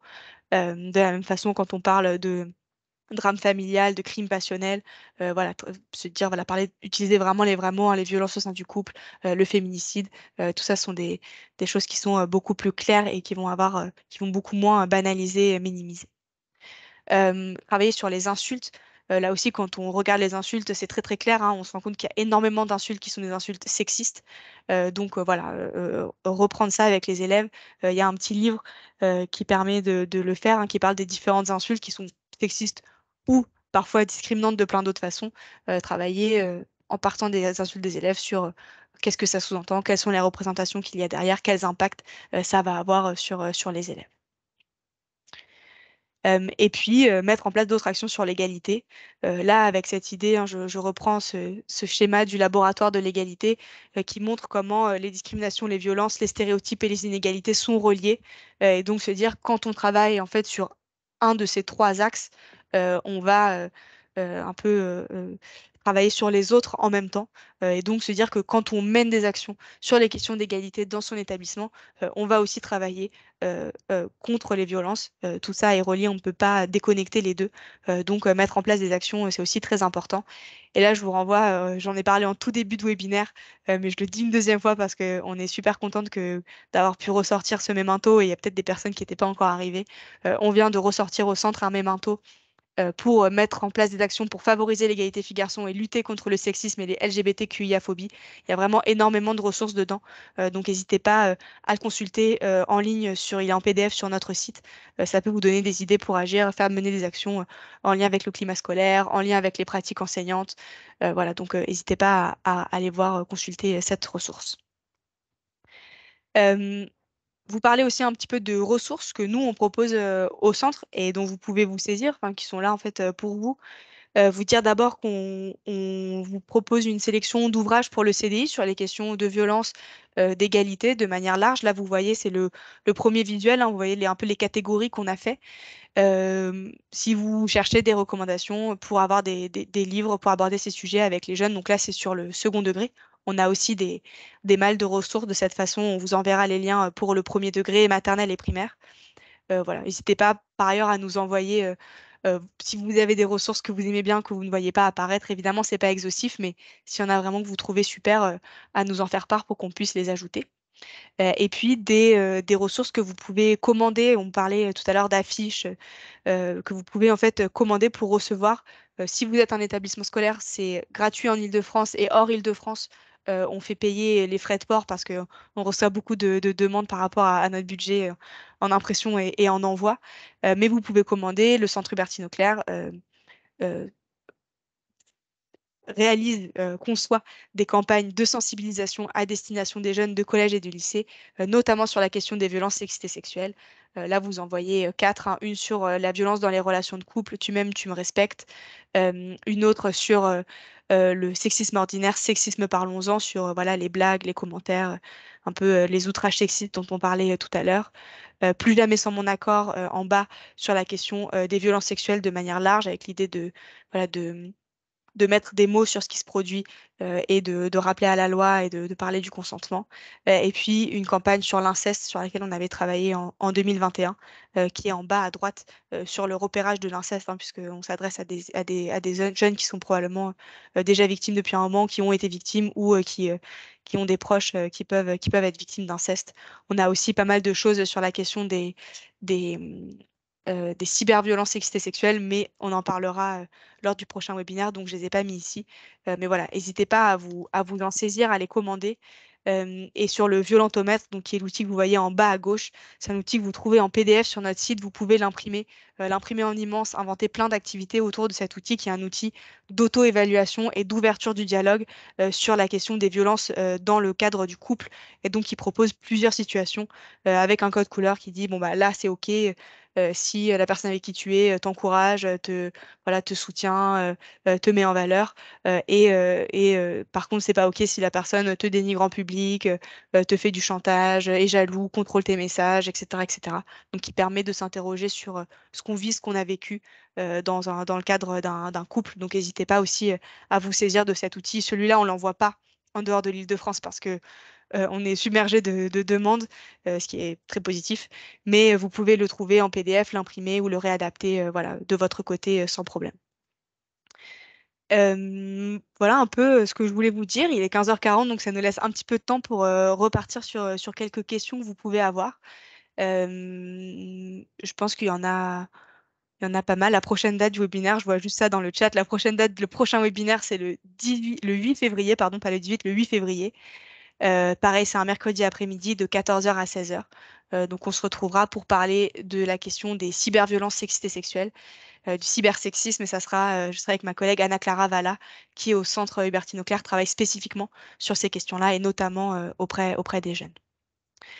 Ce que je vous propose peut-être, je vais regarder un petit peu dans le chat. Je sais que Anna et Eris ont regardé un petit peu les questions peut-être auxquelles on n'a pas répondu.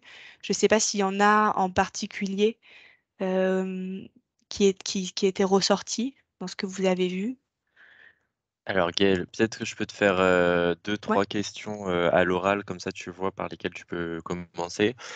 Du coup, dans celles qu'on n'a pas eu le temps de répondre, je répète aussi pour tout le monde que les ressources qui ont été mises dans le chat et qui ont été présentées dans le PowerPoint par Gaël vous seront envoyées par mail après la présentation. Donc, pas d'inquiétude là-dessus. Sinon, donc, dans les questions qui n'ont pas été répondues, on va en avoir quelques-unes. On a est-ce que l'auteur de l'agression doit avoir reconnu les faits pour pouvoir être sanctionné? On va avoir comment fait-on quand on n'a pas de preuve de l'identité de la personne, mais uniquement la déclaration de la victime? Euh, on nous demande aussi les pourcentages de fausses accusations au total sur tous les dépôts de plainte. Que faire quand la police ou la gendarmerie ne respectent pas la loi ou ne prennent pas les plaintes ou ne donnent pas de suite, etc. Pourquoi d'ailleurs certaines plaintes sont classées sans suite et ne sont pas transmises au procureur de la République? Est-ce que les gendarmes et les policiers ont ce pouvoir de décider sans transmettre la plainte? Est-ce que la victime peut refaire une plainte dans un autre commissariat ou une autre gendarmerie? Une question qui a été répondue du coup par Anna Clara, c'était quelle est la différence entre un dépôt de plainte en gendarmerie ou au commissariat? Pourquoi aller dans un lieu plutôt qu'un autre? Donc là, on est sur une question de compétences géographiques. On demandait aussi du coup des idées de mesures de responsabilisation pour les jeunes et pour les adultes encadrants. Et en dernier lieu, moi j'avais noté en tant qu'intervenante extérieure à l'intérieur de l'établissement, que faire quand il s'agit de commentaires sexistes répétés de la part d'enseignantes et que des élèves nous font remonter lors des interventions? Donc, quelle est la marge de manœuvre quand on vient intervenir dans un établissement en tant qu'intervenante extérieure? Voilà. Si vous avez d'autres questions, n'hésitez surtout pas à les poster dans le chat. On a encore 20 minutes devant nous. Trop bien, beaucoup de questions. J'ai vu qu'il y avait aussi quelques questions, du coup je commence par ça parce que je ne l'ai pas noté sur les formations du centre Hubertine Auclair. Est-ce qu'elles sont inscrites au plan académique de formation? Non, pas forcément, mais on intervient en Île-de-France dans le cadre des formations d'initiative locale. Donc vous pouvez demander une formation d'initiative locale réalisée par le centre Hubertine Auclair. Ça, c'est possible. Voilà, donc ça on peut le faire. Alors, sur toutes ces questions, il y a beaucoup de questions en lien avec des choses avec la police et la justice, dont je ne suis pas juriste, donc je ne suis pas forcément la plus grande spécialiste là-dessus. Ce que je peux vous dire pour les premières questions, c'est est-ce que c'était sur, est-ce qu'il faut que l'auteur de l'agression ait reconnu les faits ou qu'on ait des preuves formelles de l'identité de la personne au-delà de ce que dit la victime pour pouvoir agir au sein de l'établissement? Là, la réponse est non. En fait, vous n'êtes pas censé mener une enquête de police avec la même rigueur qu'une enquête de police. Le rôle de l'établissement, c'est de protéger la victime. Et si vous estimez, enfin, c'est le rôle du conseil de discipline d'avoir des éléments qu'il juge pertinents pour pouvoir poser une sanction. Mais il n'y a pas besoin que l'élève le reconnaisse ou d'avoir euh, un certain type de preuve. Enfin, ça, c'est pas des choses qui sont demandées. Sur le pourcentage de fausses accusations, je m'étais dit que je me ferais un post-it avec, mais je l'ai pas fait. Donc là, je l'ai pas en tête, mais il y a des chiffres, ça, on pourra les mettre dans le mail qu'on enverra.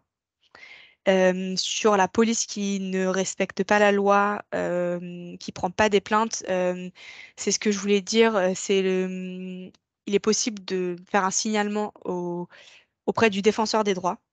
Donc le défenseur des droits, c'est une instance, une agence en fait publique qui fait respecter les droits, donc qu'on peut saisir si on a par exemple épuisé des recours auprès de la CAF ou d'autres institutions publiques. On peut aussi la saisir quand on estime que nos droits n'ont pas été respectés, qu'on a été victime de discrimination par un service public, et notamment quand on n'est pas, quand on n'a pas quand on ne nous a pas reçu, quand on n'a pas reçu notre plainte. Voilà, après, ça ne veut pas dire que du coup, le commissariat va nous rappeler pour nous dire, bah, en fait, finalement, venez, on prend votre plainte, hein. C'est plus vraiment par altruisme pour signaler, faire remonter le problème et espérer que ça contribue à un changement de culture. Par contre, vous pouvez aller dans un autre commissariat ou écrire au procureur voilà, pour déposer votre plainte à un autre endroit. Je pense pas qu'il soit possible de poser une autre plainte sur les mêmes faits ailleurs, mais pour tout vous dire, je suis pas sûre à 100%, donc ça, celle-ci, je pourrais vérifier là-dessus. Euh, Effectivement, sur les plaintes classées sans suite, souvent il y a très peu d'informations. On ne sait pas trop pourquoi ni comment ça a été classé sans suite, hein. C'est souvent parce qu'il n'y a pas d'éléments suffisants, elle est pas, ou alors c'est pas assez caractérisé. C'est souvent les choses qui ressortent, mais voilà, il y a assez peu d'informations quand une plainte est classée sans suite. Donc là-dessus, voilà, c'est les limites, hein. On en parlait du système actuel.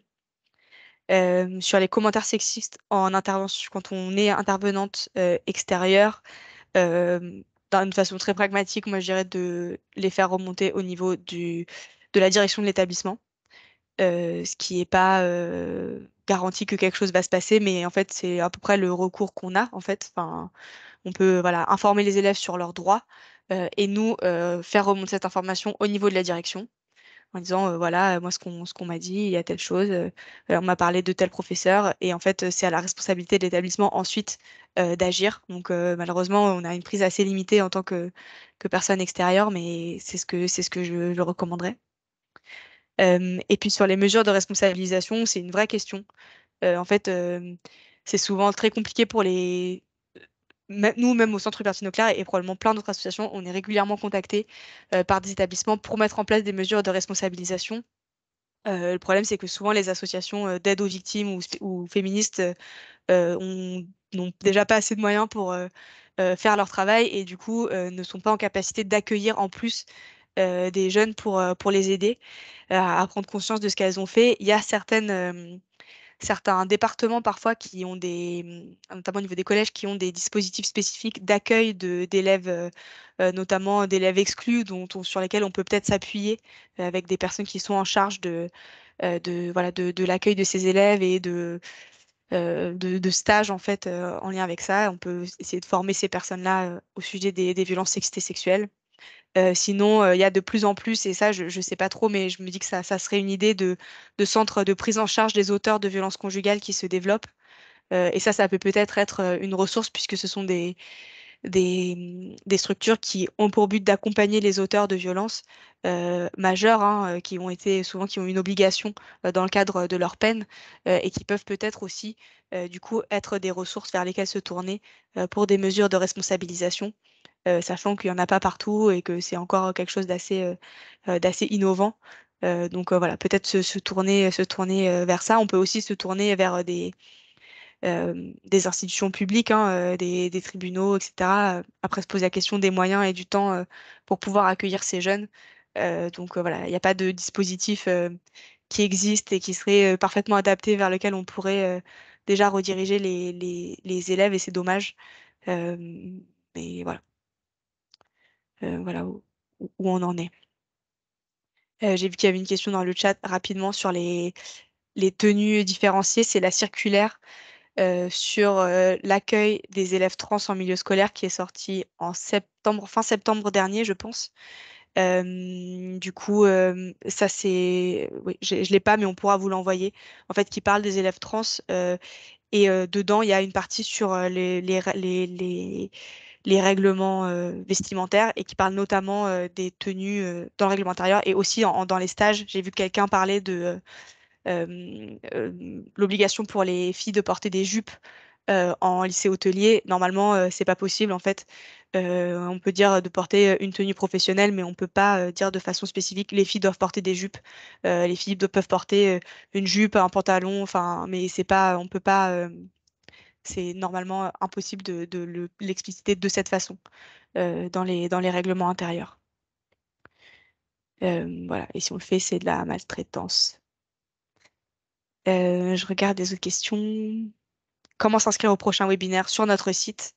Voilà, vous tapez webinaire éducation à l'égalité Centre Hubertine Auclair, vous allez arriver, on vous renverra hein, la page avec tous les 3 autres webinaires qui arrivent. Et à chaque fois, il y a une page pour vous inscrire, comme vous êtes inscrit pour celui-ci.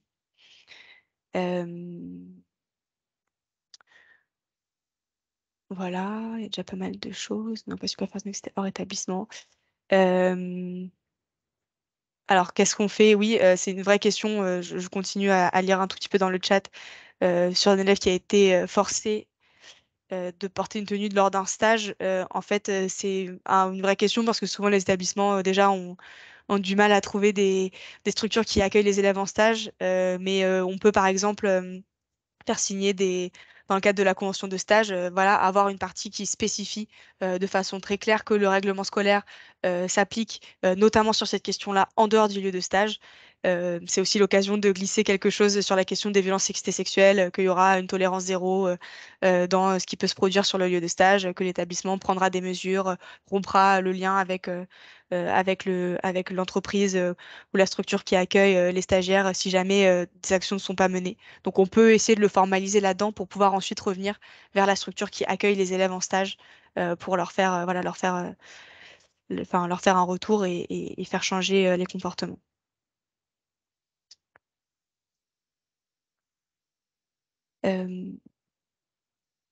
Voilà, je pense que ça fait déjà pas mal d'informations.